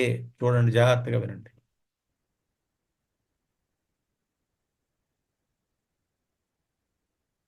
మనోవృత్తుల చేతనే తెలియబడుచున్నది. ఆత్మతత్వం మనోవృత్తుల చేతనే తెలియబడుచున్నది. అదేంటండి, మనసు దాన్ని ప్రకాశింపలేదు కదా, దానికి మనస్సుకు అతీతంగా ఉంది కదా. కరెక్టే. మరి మనస్సు ద్వారా, అందుకనే మనసా ఏవ ఇదం ఆప్తవ్యం అని ఒక చోట వస్తుంది మంత్రం ఉపనిషత్తుల్లో. మరో చోట ఏమొస్తుంది, మనసు ద్వారా దీన్ని మనం గ్రహించలేము అని కూడా వస్తుంది ఉపనిషత్తుల్లో. అదేంటంటే మరి ఇవన్నీ కూడా కొంచెం కాంట్రడిక్షన్గా ఉన్నాయి. ఒక చోట మనసు ద్వారానే ఆ బ్రహ్మతత్వాన్ని తెలుసుకోవాలని, మరో చోట మనసు అనేటువంటిది దానికి పనికిరాదని అంటాం కదా. అంటే ఎస్, అంటే ఏ మనసు ద్వారా తెలుసుకోవచ్చు అంటే శుద్ధమైన మనసు ద్వారా. శుద్ధమైన మనసు అంటే వృత్తి శుద్ధంగా ఉన్నప్పుడు అందులో ప్రతిబింబించినటువంటి ఆ చైతన్యం ఏదైతే ఉన్నదో సుస్పష్టంగా కనబడుతుంది మనకి. అంటే ఏమిటంటే, జాగ్రత్త వినండి, అసలు ఒక వృత్తి యొక్క అస్తిత్వం మనం ఉందనుకోండి. ఇప్పుడు వృత్తిని మనం గమనించాం, ఒక థాట్ ఉన్నది అని తెలుసుకున్నాం. అసలు ఆ థాట్ ఉంది అని తెలియడం అంటే ఏమిటి, దానికి అధిష్టానంగా దాన్ని ప్రకాశిస్తూ ఉన్నటువంటి ఆ చైతన్యం ఉంది కాబట్టే అక్కడ ఆలోచన అనేటువంటిది ప్రకాశింపబడుతున్నది. ఆ వృత్తి అనేటువంటిది ప్రకాశింపబడుతున్నది. అంటే ఆ వృత్తి అనేది ప్రకాశింపబడుతున్నది, మన వృత్తిని గ్రహించాము అంటే ఏమిటి, అక్కడ బ్రహ్మ చైతన్యం ఉందని అర్థం. అంటే బ్రహ్మ చైతన్యం ఉంది అని అస్తిత్వాన్ని ఏ విధంగా తెలుసుకుంటున్నాం, మన మనోవృత్తుల ద్వారానే తెలుసుకుంటాం. మనోవృత్తులు కలుగుతున్నాయి, మనకు ఆ జ్ఞానం కలుగుతున్నది అంటే అర్థం ఏమిటి, అక్కడ ఆ చైతన్యం ఉన్నది, ఆ చైతన్యమే మనోవృత్తుల్ని ప్రకాశింపజేస్తున్నది. కాబట్టి ఆ చైతన్యం లేకపోతే అసలు వృత్తే ఉండదు. కాబట్టి ఆ వృత్తి ఉన్నది అంటే అర్థం ఏమిటి, ఆ వెనకాతల శుద్ధ చైతన్యం ఉందని అర్థం. కాబట్టి ఈ మన సాధనలో, వేదాంత సాధనలో అఖండ బ్రహ్మాకార వృత్తి జ్ఞానం అంటేనే వృత్తి ద్వారానే కలుగుతుంది. వృత్తి లేనిదే జ్ఞానమే లేదు. ఏ జ్ఞానమైనా సరే, పరమాత్మ జ్ఞానమైనా సరే, వృత్తి లేనిదే జ్ఞానం కలగదు. కానీ ఈ వృత్తి జ్ఞానం అనేటువంటిది పరమాత్మ విషయంలో ఒక్క క్షణకాలం ఉంటుంది, తర్వాత అది పోతుంది. ఎందుకని, ఆ యొక్క అఖండ బ్రహ్మాకార వృత్తి ఏదైతే ఉన్నదో అది అఖండం. బ్రహ్మ ఆకారము, బ్రహ్మ అంటే ఎవరు, అఖండ వస్తువు. మరి అఖండ వస్తువు యొక్క వృత్తి ఎలా ఉంటుంది, అది కూడా అఖండాకార వృత్తి అయి ఉండాలి. కానీ ఆ అఖండాకార వృత్తి అనేటువంటిది కలిగినప్పుడు అందులో మనకి ఆ బ్రహ్మతత్వం శుద్ధమైన అది అఖండ వృత్తి కాబట్టి అందులో బ్రహ్మతత్వం ప్రతిబింబించినప్పుడు ఆ వృత్తిలో ఒక్కసారిగా ఇది సుమ అనే జ్ఞానం కలిగిన తర్వాత ఆ వృత్తి అనేటువంటిది ఇంకా దాని పని అయిపోయింది, అది చూపించేస్తుంది బ్రహ్మతత్వాన్ని.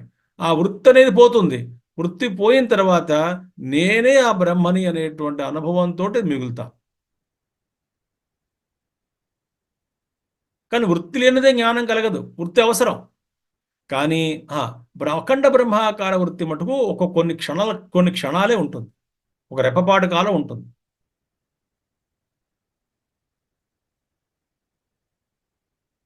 అది దీనినే ఆరతి ఇవ్వడం అంటేను.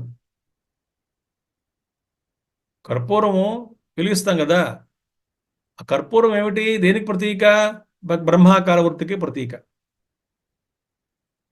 ఈ బ్రహ్మాకార వృత్తిని వెలిగించి ఆ వెలుగులో ఆ దేవుణ్ణి చూస్తూ వచ్చినప్పుడు చూసిన తర్వాత ఈ వెలుగు ఇంకా అనవసరం. ఆ విగ్రహం పూర్వకాలంలో గర్భాలయాలు చాలా అంధకారంగా ఉండేవి, ఆ దీపం వెలుగులు ఇప్పటికీ కూడా చక్కగా బాగా మెయింటైన్ చేయాలి. అందులో ట్యూబ్లైట్లు పెట్టి ఫోకస్ పెట్టి పెట్టకూడదు. అది అందుకే దానికి అంతా సైన్స్ ప్రతీక ఇదంతా కూడాను. అక్కడికి వెళ్ళి మనం ఇప్పుడు గుళ్ళలో చూడండి, ఆ వెలిగించి ఆ దీపం వెలుగులో మనకు ఆ మొహాన్ని, చేతుల్ని, కిరీటాన్ని చూపిస్తుంటాడు ఆ వెలుగులో. అంటే ఈ హారతి వెలుగులో ఆ రూపాన్ని ఒకసారి మనం చూసుకుని మన హృదయంలో పెట్టుకున్న తర్వాత, మనం దాని అనుభూతి చెందిన తర్వాత ఇంకా ఈ కాంతి అనవసరం. ఎందుకని, నేను నాకు భిన్నంగా ఉన్నటువంటి ఆ యొక్క విగ్రహాన్ని, ఆ రూపాన్ని చూసిన తర్వాత అది నా హృదయంలో ఎప్పుడైతే ప్రతిష్ఠింపబడుతుందో ఇంకా అది బయట లేదు కాబట్టి, నా లోపలికి వచ్చింది కాబట్టి, నా లోపల ఆత్మచైతన్యం ప్రకాశిస్తున్నది కాబట్టి, అది ఎప్పుడు నా దగ్గర ఉంటుంది కాబట్టి, ఈ బాహ్యమైనటువంటి వృత్తి రూపంలో ఉన్నటువంటి ఆ వృత్తికి ప్రతీకగా ఉన్నటువంటి కర్పూరం అనేటువంటిది, హారతి అనేటువంటిది ఇంకా అనవసరం, దాని పని అయిపోయింది కాబట్టి అదే వెళ్ళిపోతుంది, అది కరిగిపోతుంది. మనం మనం ఏం చేయక్కర్లేదు. అది ఎలా వెలుగుతూ ఉంటుంది, వెలిగిన తర్వాత ఆ పని పూర్తి చేసుకున్న తర్వాత ఆ హారతి కర్పూరంలాగా అది కరిగిపోతుంది, అది వెలిగిపోతుంది. ఆ మంట అనేటువంటిది, ఆ దీపం అనేటువంటిది కొండెక్కిస్తుంది, ఆరిపోతుంది అనకూడదు కాబట్టి, దాని పని అయిపోయింది. కాబట్టి పరమాత్మ ఉన్నాడు అంటే దాని ప్రతీక ఏమిటి? మనోవృత్తుల ద్వారానే అవి ప్రకాశింపబడుతున్నటువంటిది అని అర్థం. అసలు మనోవృత్తులు ఉన్నాయంటేనే వాడు ఉన్నాడని అర్థం. ఇప్పుడు ఈ ఈ రూమ్లో లైట్ల ఈ వస్తువులని నేను చూస్తున్నాను అంటే ఏమిటి? అక్కడ ప్రకాశం ఉందనేది అర్థం. లైట్ లేదండి, లైట్ లైట్ ఉంది అని చెప్పడానికి నిదర్శనం ఏమిటి చెప్పండి? గదిలో కూర్చున్నాను, సూర్యుడు కనబడట్లేదు. పగలు కూర్చున్నాను, గదిలో కూర్చున్నాను. మామూలుగా తలుపులు తెరుస్తున్న లైట్ వెలుగు వస్తున్నది లోపలికి, సూర్యుడు కనిపించట్లేదు, వెలుగు యొక్క సోర్స్ కనబడటం లేదు. సరే, లైట్ ఉందండి చెప్పడానికి ప్రమాణం ఏమిటి? అసలు వస్తువులన్నీ కనబడుతున్నాయి కాబట్టి లైట్ ఉందని అర్థం అక్కడ.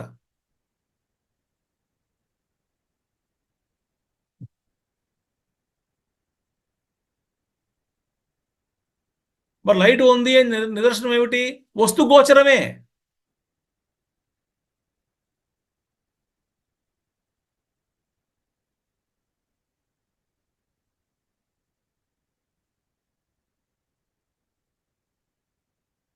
నాలో ఆ థాట్స్ వస్తున్నాయి, ఉన్నాయంటే అర్థం ఏమిటి? అక్కడ ప్రకాశం పడుతున్నాయి కాబట్టి, అంటే బ్రహ్మచైతన్యం అని అర్థం అక్కడ.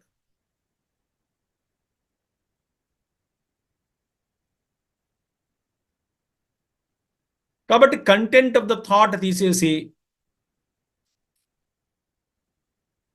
కంటెంట్ ఆఫ్ ద థాట్ అంటే ఆ వృత్తి గర్భంలో ఏముందో అది పక్కన పెట్టేసేయండి, అదంతా మాయా ప్రపంచం, ఏదో విషయ వస్తువులు అవి ఉంటాయి, అది పక్కన పెట్టేయండి.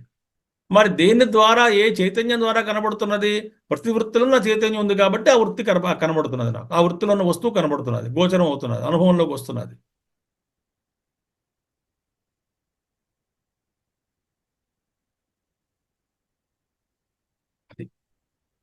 మనోమయ మనోవృత్తిభిరేవ విభావ్యత, మనోవృత్తుల చేత మాత్రమే ఇది తెలియబడుతున్నది.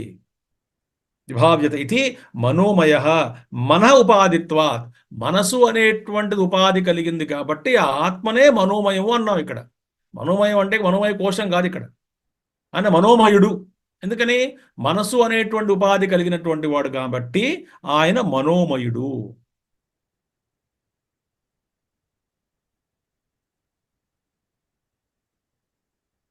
ఆ మనసులో ఉన్నటువంటి, మనసు అంటే ఏమిటి? వృత్త్యాత్మకము, వృత్తుల పరంపర, అవి కదులుతున్నాయి, వస్తుపోతూ ఉంటాయి, ప్రవాహము, వృత్తి ప్రవాహమే మనస్సు. ఎలాగైతే నీటి యొక్క ప్రవాహమే నదియో, ఆ నదిలోని నీళ్లు తీసేస్తే నది ఎక్కడుంది? నది అని వేరే లేదు కదా. ఆ నామము రూపము దేనికి ఇచ్చాము? జలాలకు ఇచ్చాం. ఏ జలాలకి? ప్రవహిస్తున్నటువంటి జలాలకే నది అని పేరు. స్థిరంగా ఉన్నటువంటి జలాలకో ఏదో జలాశయమనో, లేకనో, లేకపోతే బావి అనో, సరస్సనో అంటాం. నది అని చెప్పాం కదా. నది అంటే ఏమిటి? ప్రవహిస్తున్నటువంటి జలములు, దాన్ని నది అంటాం. ఈ ప్రవహించేటువంటి జలాలన్నీ పోయాయి అనుకోండి, తీసేసాం అనుకోండి, నది ఎక్కడ ఉంది? అక్కడ నది లేదు అక్కడ అసలు. నది లేదు, రూపం లేదు, నామం లేదు, ఇప్పుడు రెండు పోతాయి.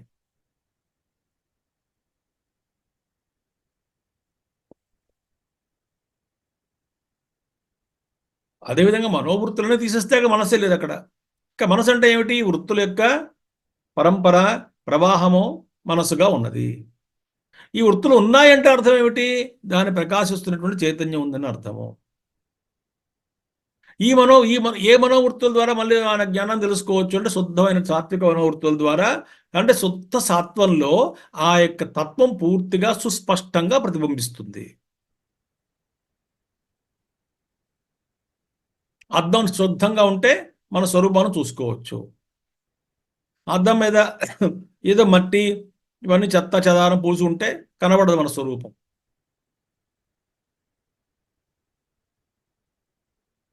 స్వహి ఆత్మ తత్రస్థ మనోవృత్తిభిరేవ, అక్కడే ఉన్నటువంటి ఆత్మ, అక్కడే అంటే ఈ బుద్ధి గుహలో వృత్తి గుహలో ఉన్నటువంటి హృదయ గుహలో ఉన్నటువంటి ఆత్మ, హృదయం అంటే బుద్ధి, మనస్సు బుద్ధి, అక్కడ లోపల ఉన్నటువంటి ఆత్మ మనోవృత్తిభిరే విభావ్యత ఇది మనోమయ మన ఉపాధిత్వ, దాని మనస్సు అనే ఉపాధి ఉంది కాబట్టి ఆ ఆత్మతత్వాన్నే మనోమయ అన్నాం ఇక్కడ.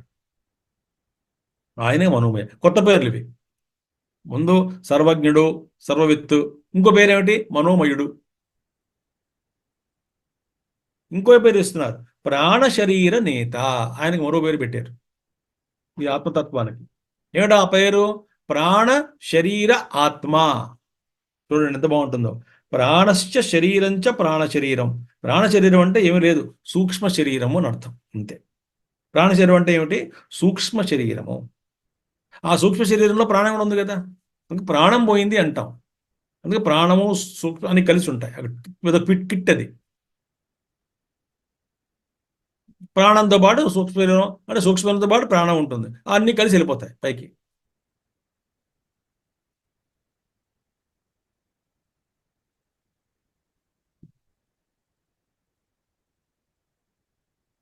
ఆయన ఆత్మకు శాంతి చేకూరుగాక అంటాం కదా,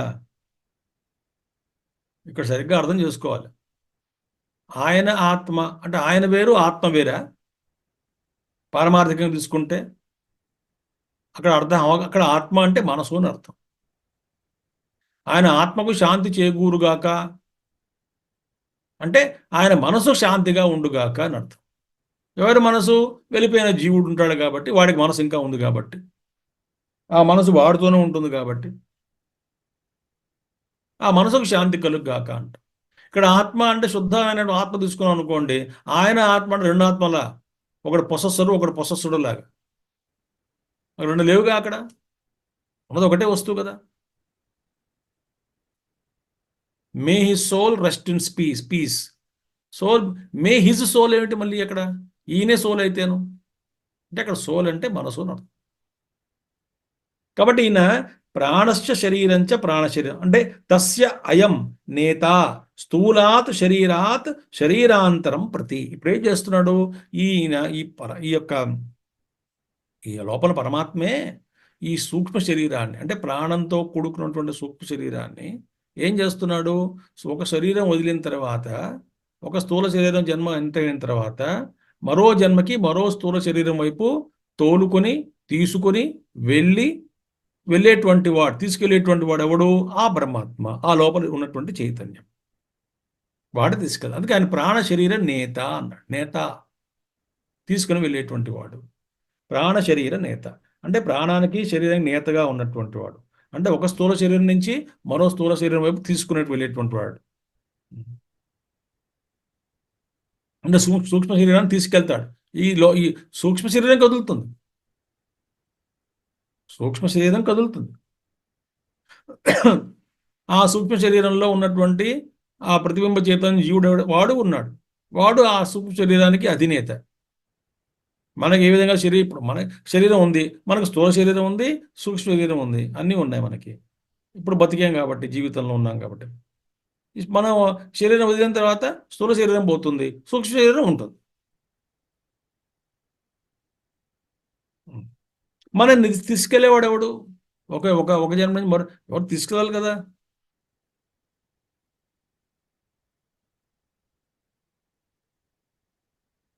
ఏ జన్మ రావాలి, కర్మ ప్రకారంగా ఎక్కడ పుట్టాలి, ఏ ప్రాంతంలో పుట్టాలి, ఎటువంటి సంస్కారాలు ఉన్నటువంటి కుటుంబంలో పుట్టాలి, ఏ వాసనలు ఉన్నాయో, ఏం ఖర్చు చేసుకోవాలో వచ్చే జన్మలో ఎవరికేం తెలుసు. నేను చాలా మంచి పని చేశానండి, వాళ్ళ పుణ్యంగా చేశాను, మంచి పుణ్యజన్మ వస్తుందంటే ఎప్పుడో పాత జన్మల బ్యాలెన్స్ ఏదో ఉంటుంది.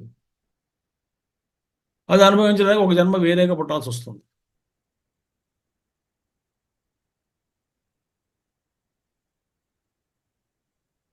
ఏం చెప్పలేం. కానీ తీసుకెళ్లేవాడు ఎవడు? స్థూల శరీరాత్ శరీరాంతరం ప్రతి అయం, ఈ పరమాత్మ లోపల ఉన్నటువంటి వాడు ఆత్మతత్వం, నేత, లీడర్గా ఉన్నాడు, తీసుకెళ్లేటువంటి వాడు. ప్రతిష్ఠిత అంటే అవస్థిత. ఎక్కడ ఉన్నాడు ఈ పరమాత్మ? ప్రతిష్ఠిత అంటే ఏంటి? ప్రతిష్ఠింపబడలేదు అక్కడ, అంటే ఒక చోట ఉండిపోలేదు. అవస్థిత అంటే ఉపలబ్ధి స్థానం అని అర్థం. అందుకే ప్రతిష్ఠిత అనే పదానికి అవస్థిత అంటే ఇప్పుడు చూడండి. ఇప్పుడు ఆ, చుదురుపానుగా ఎక్కడున్నాడు, ఇప్పుడు ఎక్కడున్నారు?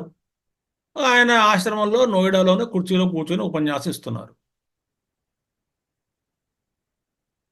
అంటే ఏమిటి ఇక్కడ? నేను ప్రతిష్ఠింపబడ్డానా, అవ- అవస్థిత అని చెప్పుకోవాలా? అవస్థిత. ఎందుకని నేను లేచి వెళ్ళిపోతాను తర్వాత, క్లాస్ తర్వాత. ఇక్కడ ఉండనుగా, ఈ కుర్చీలో కూర్చొని అక్కడే కూర్చుంటాను, ఇంకో చోట కూర్చుంటా, బయటికి వెళ్తాను.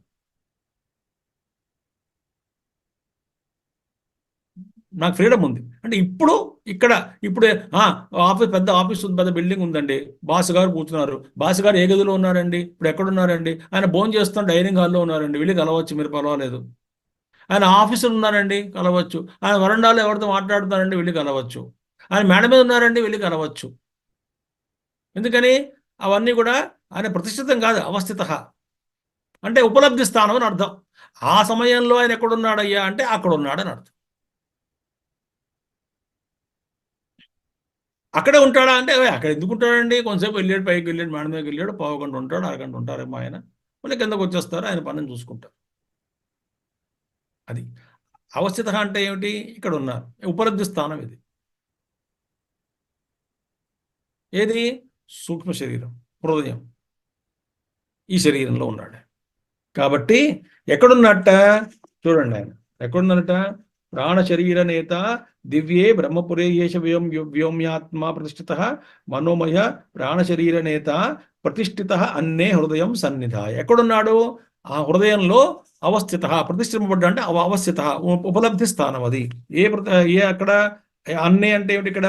అన్నే అంటే బుజ్యమాన అన్న విపరిణామే ప్రతిదినం అపచీయమానే ఆ, ఉపచీయమానే అపచీయమానే చ పిండ రూప అన్నే. ఇది ఈ స్థూల శరీరంలోనే, ఈ స్థూల శరీరం హృదయం, ఆ హృదయం పుండరీకము, అందులోనే ఆకాశము, అందులోనే సూక్ష్మ శరీరం లోపల ఉన్నది, అందులోనే అపర ఆకాశంలో ఆత్మ కూర్చున్నట్టు అక్కడ. ఏ శరీరం అది? ఉపచీయమానే అపచీయమానే బుజ్జమాన అన్న విపరిణామే. తింటున్నటువంటి అన్నం ద్వారా ఈ శరీరం మారుతూ ఉన్నటువంటిది. మనం ఆహారం భోజిస్తున్నాం, ఒకరోజు లావుగా ఉంటాం, ఒకరోజు అంటే కొంత సమయంలో లావుగా ఉంటాం, తగ్గుతూ ఉంటాం. చిన్నప్పుడు శరీర సైజు ఇంతే, పెద్ద పెరిగిపోయింది, మళ్ళీ వృద్ధాప్యంలో మళ్ళీ కుంగిపోతాం, ఆ శరీరం పట్టుదల తగ్గుతూ ఉంటుంది. అంటే ఏమిటి? ఒకప్పుడు పెరగడం, ఒకప్పుడు తరగడం, ఒకప్పుడు ఆరోగ్యంగా ఉండడం, ఒకప్పుడు అనారోగ్యంగా ఉండడం, లావుగా ఉండడం, సన్నంగా ఉండడం. దేనివల్ల జరుగుతున్నది? తినేటువంటి అన్నం వల్ల. బుజ్జమాన అన్న విపరిణామే ప్రతిదినం ఉపచీయమానే అపచీయమానే చ పిండ రూప అన్నే. ఇలాగ మారుతూ భోజనం వల్ల, తినేటువంటి ఆహారం వల్ల మారుతూ ఉన్నటువంటి శరీరం. అంటే ఒకప్పుడు పెరగడము, ఒకప్పుడు తరగడము అనే అనే విధంగా అలా జరుగుతున్నటువంటి ఈ పిండ రూపమైనటువంటి అన్నంలోనే ఉన్నాడు ఆయన. పిండరూప అన్నంలో ఉన్నటువంటి హృదయము, ఆ హృదయంలో ఆకాశము, ఆ ఆకాశంలో ఈయన ప్రతిష్ఠింపబడ్డాడు. అంటే ఏమిటి? ఓ అవస్థిత. ప్రతిష్ఠ అంటే అవస్థిత, ఉపలబ్ధిగా ఉన్నాడు. అక్కడ గ్రహించవచ్చు మనం. అక్కడే ఉండిపోయాడు అంటే మిగతా చోట లేదని అర్థం. అక్కడే ప్రతిష్ఠింపబడ్డాడు అంటే అంటే ఏమిటి? మిగతా చోట లేదని అర్థం. సర్వవ్యాపి కాబట్టి ఇక్కడ అవస్థిత అంటే అక్కడ ఉపలబ్ధి స్థానం అని అర్థం చేసుకోవాలి. ఆ, అపచీయమానైతే పిండ రూపాన్నే హృదయం. అక్కడ బుద్ధిం పుండరీక ఛిద్రే. హృదయం అంటే బుద్ధి.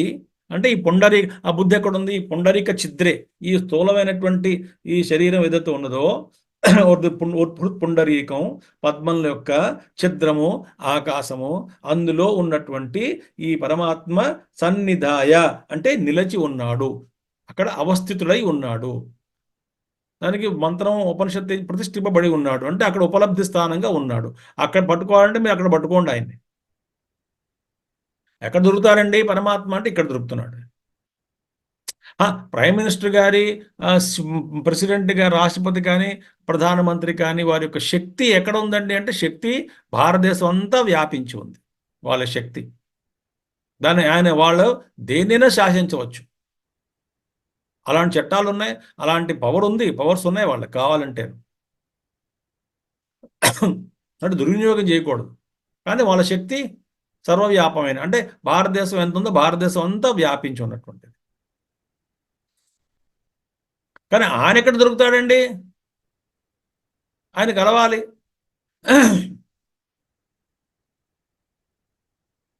ఎక్కడ దొరుకుతారు ఆయన ప్రధానమంత్రి గారు అంటే ఎప్పుడు ఏ తారీఖునండి, ఏ టైంకండి అని వస్తాయి ప్రశ్నలు. ఆనాడు ఆ టైంలో ఆయన ఇక్కడ ఉంటారండి, ఇక్కడ కలవచ్చు మీరు. అలాగే మనకి శరీరం ఉన్నంత వరకు, సూక్ష్మ శరీరం ఉన్నంత వరకు కూడా మనకు ఉపలబ్ధి స్థానం ఆయన హృదయమే. ఎప్పుడైతే శరీరము పోయి సూక్ష్మ శరీరం విలీనం అయిపోతుందో అప్పుడులో ఉన్నటువంటి ఆత్మతత్వం సర్వవ్యాప్తమై ఉంటుంది అని గ్రహిస్తాం మనం.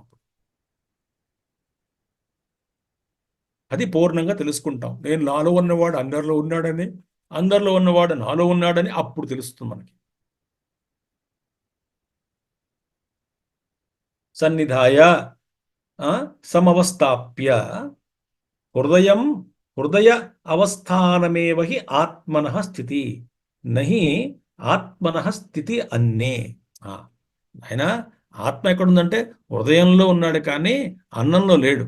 అంటే అన్నంలో ప్రతిష్ఠింపబడలేదు ఆత్మతత్వం. ఆయన ఉపలబ్ధి స్థానం ఎక్కడ గ్రహించాలి? సూక్ష్మంగా ఎక్కడ ఉన్నాడు? అన్నిటినీ ప్రకాశింపజేస్తున్నటువంటి వాడు, బుద్ధిలోని వృత్తులన్నింటినీ ప్రకాశింపజేస్తున్నటువంటి వాడు ఎక్కడ ఉన్నాడు అంటే హృదయంలో ఉన్నాడు నాయనా. అన్నంలో ఉంటే ఆ అన్నమయ శరీరం మారుతుంది, తగ్గుతూ ఉంటుంది. ఎప్పుడో కానీ కాల్ చేస్తాం, చచ్చిపోతే శరీరం వదిలేసి పోతుంది. అది కాదు. ఆ హృదయం, ఆ బుద్ధి ఎప్పుడూ ఉంటుంది. అది ఎప్పుడు ఎంతవరకు ఉంటుంది? ఈ అవిద్యా స్థితిలో ఉన్నంత వరకు కూడా ఈ సూక్ష్మ శరీరం ఉంటుంది. మరి వాడికి వాడు సూక్ష్మ శరీరంగా ఉన్నంత వరకు కూడా వాడి పరమాత్మ పాప ఉపలబ్ధంగా ఉన్నాడు. ఎక్కడ? వాళ్ళను కూర్చున్నాడు. పోలేరా, నువ్వు నన్ను తెలుసుకునేంత వరకు నేను నీలోనే ఉన్నాను, నీ హృదయంలోనే ఉన్నాను. ఎప్పుడైతే నన్ను తెలుసుకుంటావో ఈ సూక్ష్మ శరీరాన్ని కూడా విలీనం చేస్తావో అప్పుడు నేనే నువ్వు, నువ్వే నేను సర్వవ్యాప్తగా ఉంటాము, ప్రకాశిస్తూ ఉంటాము, ఆనందంగా ఉంటాము, ఆనంద రూపంగా ఉంటాం.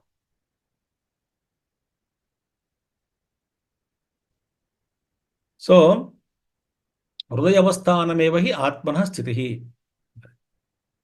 అన్నమయం ఆయన దేహంలో కాదు, ఆ బుద్ధి అందే ఆ ప్రకటితం అవుతున్నాడు, ఆయన వ్యక్తం అవుతున్నాడు. బుద్ధిలోనే గ్రహించాలి. బుద్ధి అంటే బుద్ధి వృత్తిలో, ఆ హృదయ కుహర మధ్యలో, ఆకాశంలో అక్కడే ఉన్నాడు.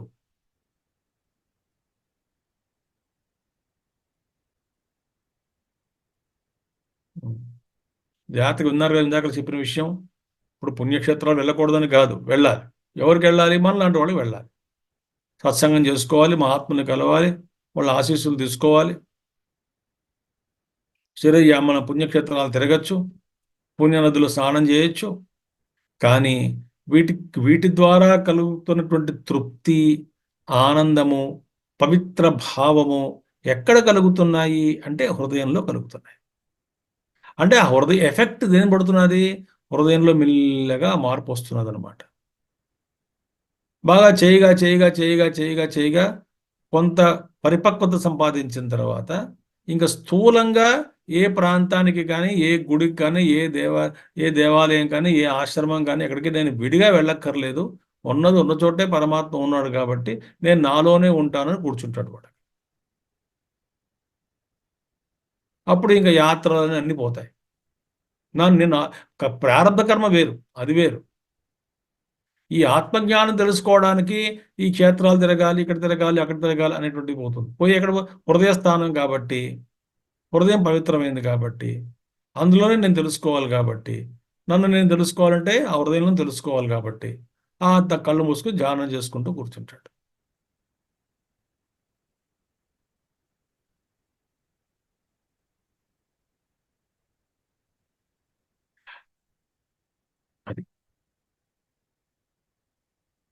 అది ఏ వృత్తి వచ్చి కదపదు వాడిని, డిస్టర్బ్ చేయదు. అక్కడ పో, ఇక్కడ పో, ఉండదు, ఇంకా డిస్టర్బెన్స్ ఉండదు. ఇంకా ఏదో శరీర యాత్ర కోసం తిరగాలి, మామూలుగా చేస్తాం, అది వేరే విషయం. కాలకృత్యాలు తెచ్చుకోవడానికి స్నానం చేయాలి, ఇలా చేయాలి, అక్కడ భోజనం చేయాలి, అవి జరుగుతుండే శరీరం కోసం. కానీ లోపల మటుకు స్థిరంగా ఉంటాడు. అది సంగతి. ఆత్మస్థితి నహి స్థితి అన్నే. అలాంటి ఆత్మతత్వం, తద్ ఆత్మతత్వం ఎలా తెలుసుకోవాలి? విజ్ఞానేన అంటే ఆత్మతత్వం అంటే ఆత్మజ్ఞానం ద్వారా తెలుసుకోవాలి. ఆత్మజ్ఞానం ద్వారా తెలుసుకోవాలి. మీకు అందరికి తెలిసిన కథ, చాలా ఉపనిషత్తులు కూడా వస్తాయి కదా. ఓ రాజుగారు వేటకి వెళ్ళారు సైనికులతోటి. అక్కడప్పుడు వాళ్ళ అబ్బాయి తప్పిపోయాడు, నెలలవాడు, దొరకలేదు ఇంకా. అప్పటి నుంచి రాజుగారు దుఃఖంగా ఉన్నారు. ఇక 20 ఏళ్ళు అయిపోయింది, మరి ఆ అబ్బాయి కనబడడం లేదు, రాజపుత్రుడు ఎక్కడ చచ్చిపోయారు అనుకున్నారు.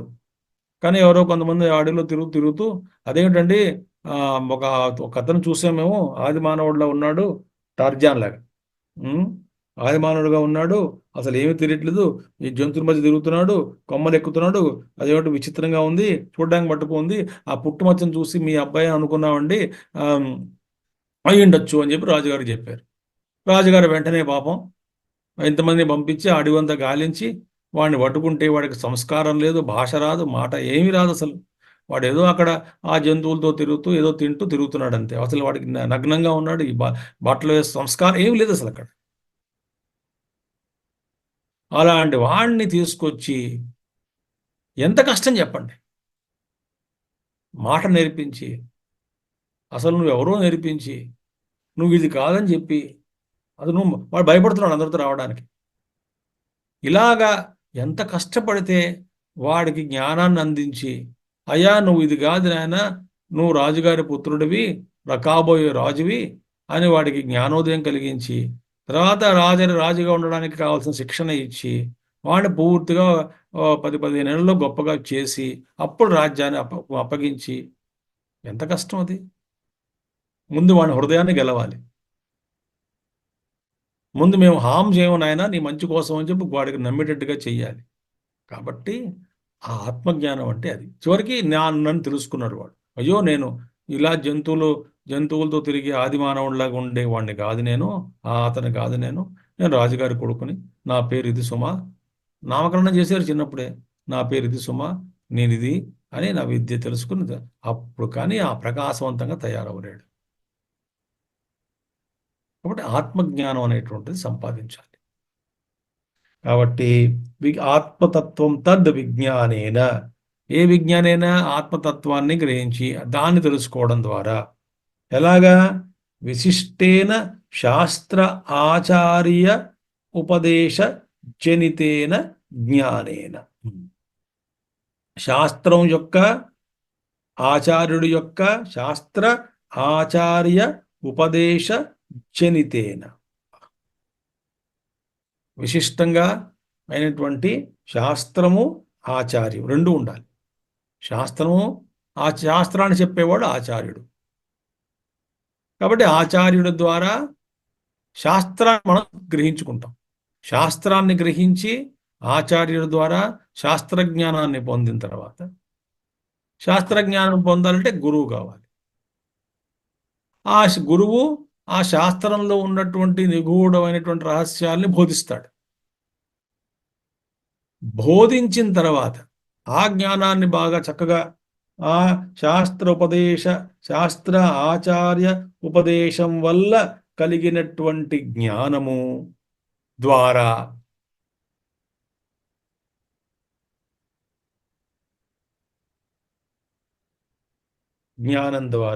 శమ దమ ధ్యాన సర్వత్యాగ వైరాగ్య ఉద్భూతేన జ్ఞానేన. అది అక్కడ జ్ఞానం మళ్ళీ చెప్పుకోవాలి అక్కడ మనం. ఎలాగా?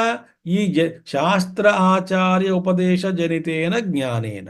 సరే, మరి ఆ జ్ఞానం బోధిస్తున్నాడు, చెప్తున్నాడు, కానీ జ్ఞానం మనం కలిగించుకోవాలి కదా జ్ఞానాన్ని. ఆ దాన్ని మనం రియలైజ్ అవ్వాలి కదా, పొందాలి కదా, అర్థం చేసుకోవాలి కదా, అందులో నిష్ణాతత్వాన్ని సంపాదించాలి కదా.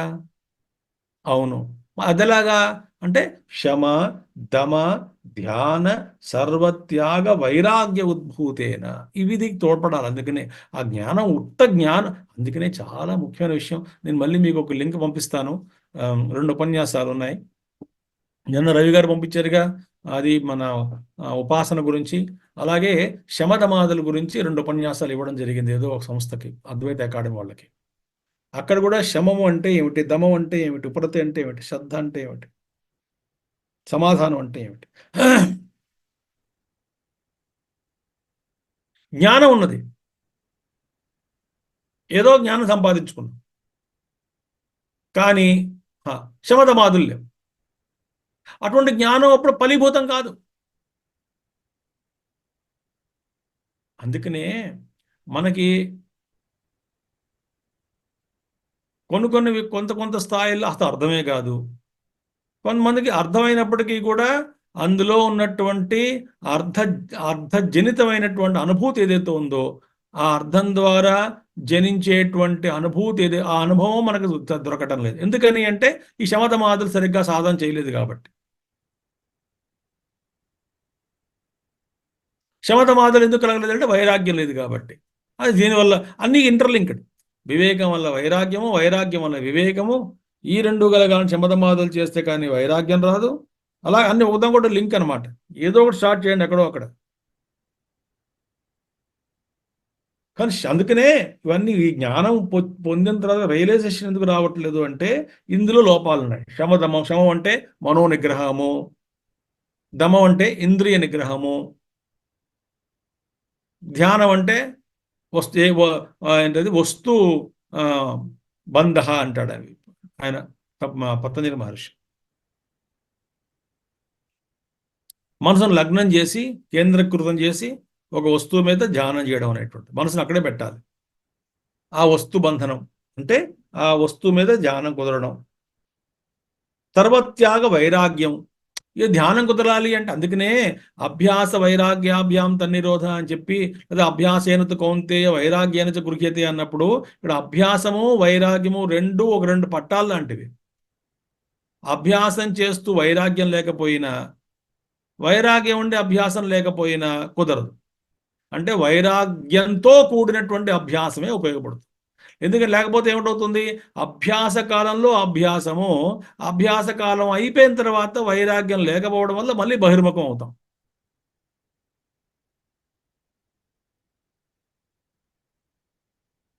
వైరాగ్యం లేని అభ్యాసం. అదే మనం అంటాం కదా, సత్సంగంలో ఉన్నంతసేపు మనసు బాగుందండి, ప్రశాంతంగా ఉంటుందండి, వైరాగ్యం ఉంటుందండి, అన్నీ బాగుంటాయండి, బయటికి వెళ్ళినంత అన్ని మర్చిపోతామండి అంటాం కదా. అంటే ఇక్కడ మనం సత్సంగ శ్రవణం అనేది అభ్యాసం చేస్తున్నాం, బాగుంది. కానీ దానికి కాంప్లిమెంటరీగా, దాన్ని సమర్థిస్తూ, దానికి తోడ్పడుతూ ఉన్నటువంటి వైరాగ్యం లేని కారణంగా ఇది నిలబడదు. అందుచేత శమ దమ ధ్యాన సర్వత్యాగ వైరాగ్యం వల్ల కలిగేటువంటి జ్ఞానం ద్వారా, అంటే గురుముఖత ఏం నేర్చుకోవాలి, గురుముఖత చూడండి. అందుకనే శిష్టాచార్యము అంటే వేదం ఏదైతే చెప్తున్నదో, ఉపనిషత్తు జ్ఞానం ఏదైతే, ఆ జ్ఞానం పరిభాషలోనే మనకి గురువు స్తోత్రుడు బ్రహ్మనిష్ఠుడు కావాలి. అటువంటి జ్ఞాని పోనీ అటువంటి మహాత్ములు దొరికితే ఆ జ్ఞాని ఏం చేస్తున్నాడు, శాస్త్రంలో చెప్పినటువంటి పదాల ద్వారానే మనకి ఈ ఒక పద్ధతి అది. ఈ యొక్క ఆత్మజ్ఞానాన్ని అర్థం చేసుకోవాలంటే శాస్త్రంలో వాడినటువంటి పదాల ద్వారానే చక్కగా ఎటువంటి కష్టం లేకుండా సున్నితంగా అర్థం చేసుకోవచ్చు ఆత్మతత్వం గురించి. లేకపోతే మిగతా ఏ సిద్ధాంతాలు కూడా బోర్డు సందేహాలు వచ్చేస్తాయి, సంశయాలు ఎక్కువ వస్తాయి. మళ్ళీ ఎటు తిరిగే ఉపనిషత్తులు, గీత, బ్రహ్మసూత్రం అక్కడ రావాల్సిందే మళ్ళీ మనం. అది ఆధారం. దాన్ని ఆధారంగా చేసుకుని గురువు బోధిస్తున్నాడు. కాబట్టి గురువు స్వచ్ఛందంగా బోధించడు, శాస్త్ర ప్రమాణం ఉండాలి. టైం టెస్టెడ్ అనమాట శాస్త్రం అంటే. చూడండి, మెడిసిన్లో కూడా టైం టెస్టెడ్ ప్రొసీజర్స్ ఉంటాయి కొన్ని, వాటిని ఫాలో అయితేనే బాగుంటుంది. కొత్తగా పెత్తనం పెట్టడం ఒక డాక్టర్ గారు ఇది మార్చి అది మార్చి, అది కొంచెం ఒకప్పుడు పేషెంట్కే కొంచెం కష్టం, అప్పుడు రోగి మరణించడానికి అవకాశం ఉంది. ఎంతో రీసెర్చ్ చేసి వాళ్ళ ప్రొసీజర్ ఇచ్చారు, ఇలా చేయండి, లైన్ ఆఫ్ ట్రీట్మెంట్ అంటాం, అది ఫాలో అవ్వాలి కదా.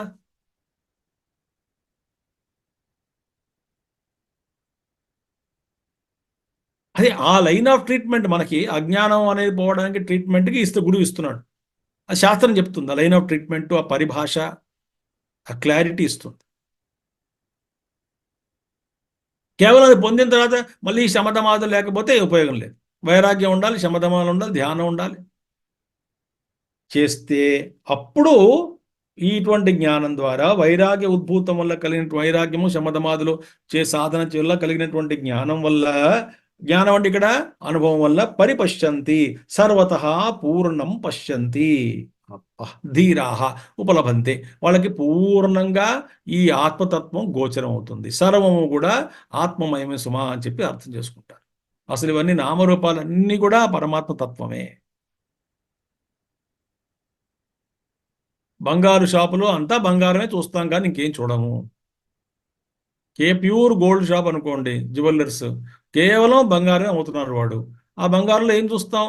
అన్ని నామాలు అన్ని రూపాలు కూడా మాయే, నిజం కాదు, మిథ్య. మాయ కాదు, మిథ్య. బంగారమే సత్యం. మృత్తికేత్యవ సత్యం వాచారంభణం వికారో నామధేయం. ఇది బంగారానికి ఎక్కడ ఆ వికారాలు ఎక్కడ ఉన్నాయి? నీ పేర్లో ఉన్నాయి. ఓ పేరు పెట్టావు, రూపాన్ని చూసావు, పేరు పెట్టావు. అదే ద్వైతాన్ని సృష్టిస్తున్నది, కానీ తత్వతః దేర్ ఇస్ నో ద్వైతం. తత్వదృష్ట్యా ద్వైతం లేదు. అది అర్థమవుతుంది. పరిపశ్యంతి సర్వతః పూర్ణం పశ్యంతి ఉపలభంతే. ఎవరికి? ధీరాహ వివేకినః. ధీరులు అంటే ధైర్యవంతులు అని ఒకటి అర్థం, పేషెన్స్ ఉన్నటువంటి వాళ్ళు అర్థం. వివేకినః అంటే ధైర్యులు ఎక్కడ? ధీర అంటే వివేకినః. ఆనంద రూపం పరిపశ్యంతి అని అర్థం. ఏం చూస్తారు? ఆనంద రూపాన్ని పొందుతారు. ఏమిటది? సర్వ అనర్థ దుఃఖ ఆయాస ప్రహీణం. ఆ స్థితిని పొందుతారు. ఏ స్థితిని? ఎటువంటి దుఃఖ అనర్థాలు లేనటువంటివి, దుఃఖాలు లేనటువంటివి, ఆయాసములతో కూడుకున్నటువంటి ఈ స్థితి నుంచి మనం పూర్ణమైనటువంటి శాంతిని పొందుతాం. మన బతుకులు ఎలా ఉన్న జీవితాలు ఇప్పుడు మనవి? అనర్థాలతో కూడుకున్నటువంటిది. అనర్థం కలుగుతాయని చెప్పేటువంటి భయం, అనర్థాల నుంచి మనం తప్పించుకోలేం. తర్వాత తద్వారా వచ్చేటువంటి దుఃఖములు, వాటిని నివారణ కోసం చేసేటువంటి ఆయాస ప్రయాసాలతో కూడుకున్నటువంటి ప్రయత్నాలు, ఏదో సుఖం వస్తుంది, సుఖ ఆభాస రావడం, ఆ సుఖం ఆభాసం వచ్చిన తర్వాత కూడా అందులోంచి ఒక అనర్థం పుట్టడం, ఆ అనర్థాన్ని ద్వారా మళ్ళీ నాకు దుఃఖం కలగడం, ఆ దుఃఖాన్ని తప్పించుకోవడానికి మళ్ళీ నేను కర్మ చేయడం, ఆయాస పడుతూ చేయడం, అంటే బాగా శ్రమపడుతూ చేయడం, ఆ ఫలితం వస్తుందో లేదని ఆతృతతో జీవించడము, రాకపోతే మరింత దుఃఖము, వస్తే అనుకున్న విధంగా రాలేదనేటువంటి ఒక దుఃఖము, అనుకున్న విధంగా వస్తే నాకన్నా వీడికి అంతకన్నా ఎక్కువ వచ్చినటువంటి దుఃఖము, ఇంకా పొందాలనేటువంటి దుఃఖం, కోరిక, ఇలాగా రకరకాలుగా ఈ మనసులో ఉన్నటువంటి వృత్తులు ఎప్పుడు ఆగవు సుమా. కాబట్టి ఏమన్నారు? ఇవన్నీ కూడా దుఃఖం, ఇవన్నీ లేనటువంటి స్థితి. ప్రహీణం అంటే లేనటువంటి ఆ ఆనందమైనటువంటి స్థితి ఏదైతే ఉన్నదో దాన్ని పొందుతాడు. ఎవరు? ఈ జ్ఞాని, ఈ సాధకుడు. గురుముఖతః జ్ఞానాన్ని పొందినటువంటి వాడు, శమదమాదులు అభ్యాసం చేసినటువంటి వాడు ఈ జ్ఞానాన్ని పొందుతాడు. అది ఎలాగ ఉన్నది? అమృతం యద్విభాతి విశేషేణ స్వాత్మనైవ భాతి. అది అమృతమైనటువంటిది. యద్విభాతి ఏదైతే భాషిస్తూ ఉన్నటువంటిదో, ప్రకాశిస్తూ ఉన్నటువంటిదో, యద్విభాతి విశేషేణ స్వాత్మనైవ భాతి సర్వదా అంటే ఆత్మలోనే ఎల్లప్పుడూ ప్రకాశించేటువంటిది, తనలోనూ తానే ఆనంద రూపముగా ఉన్నటువంటి తన ఆత్మతత్వాన్నే హాయిగా ప్రకాశింపజేసుకుంటూ, అంటే ప్రకాశిస్తున్నటువంటి ఆత్మతత్వాన్ని గ్రహించి నేను అదే అని గ్రహించిన తర్వాత ఇంకా దుఃఖము, ఆయాసము, అనర్థములు ఇలాంటివన్నీ కూడా ఎందుకు వస్తున్నాయి అంటే అజ్ఞానం వల్ల, లేదా ఈ శరీరంతో తాదాత్మ్యం చెందడం వల్ల, లేకపోతే ఈ ప్రపంచం నిజమని నమ్మడం వల్ల, ఇందులో ఇది శాశ్వతం నమ్ముకోవడం వల్ల. 3 విషయాలు చెప్తాను, దాంతో వాళ్ళు కంక్లూడ్ చేస్తాను. ఇక్కడ ఏమన్నారు? విశేషణ స్వాత్మనైవ భాతి సర్వదా. అన్నీ కూడా ఆత్మలోనే ప్రకాశింపబడుతూ ఉంటాయి. ఎవరికి? వాళ్ళు దర్శిస్తారు అన్ని కూడా. ఎవరు? ఈ మహాత్ములు. వివేకనః ధీరాహ. ధీరులు అంటే వివేకవంతులు, ధీరులు. ఏం చేస్తారు? ఎలాగా? గురుముఖతః జ్ఞానాన్ని పొంది, శమదమాదుల అభ్యాసం చేసుకుంటూ, వైరాగ్యాన్ని పొంది, తద్వారా ఈ యొక్క ఆనందాన్ని పొందిన తర్వాత ఇక అనర్థ దుఃఖము ఆయాసము లేనటువంటి, అనర్థములు దుఃఖములు ఆయాసములు లేనటువంటి స్థితిని పొందుతారు అని అర్థం. కాబట్టి మనకి 3 విషయాలు చెప్తాను. ప్రపంచంలో మనం వస్తు సేకరణ, వస్తువులు ఎందుకు పడుతున్నామంటే మనకి 3 రాంగ్ కాన్సెప్ట్స్ ఉన్నాయి వాటి గురించి. ఏమిటది? ఒకటి సత్యత్వం, అంటే నాకు గోచరిస్తున్నటువంటి వస్తువులు సత్యము సుమా, సత్యత్వ బుద్ధిని ఆరోపించాం. తర్వాత అది నిజమని, భ్రమ కాదు నిజం. నిజంగా నాకు ఆ వస్తువు కావాలి, ఆ భోగం కావాలి, ఆ అనుభవం కావాలి. సత్యత్వం. రెండవది నిత్యత్వం. అది శాశ్వతంగా ఉంటుంది ఆ వస్తువు. నన్ను ఆ వస్తువు ఎప్పుడు విడిచిపోదు. వస్తువు కానీ వ్యక్తి కానీ.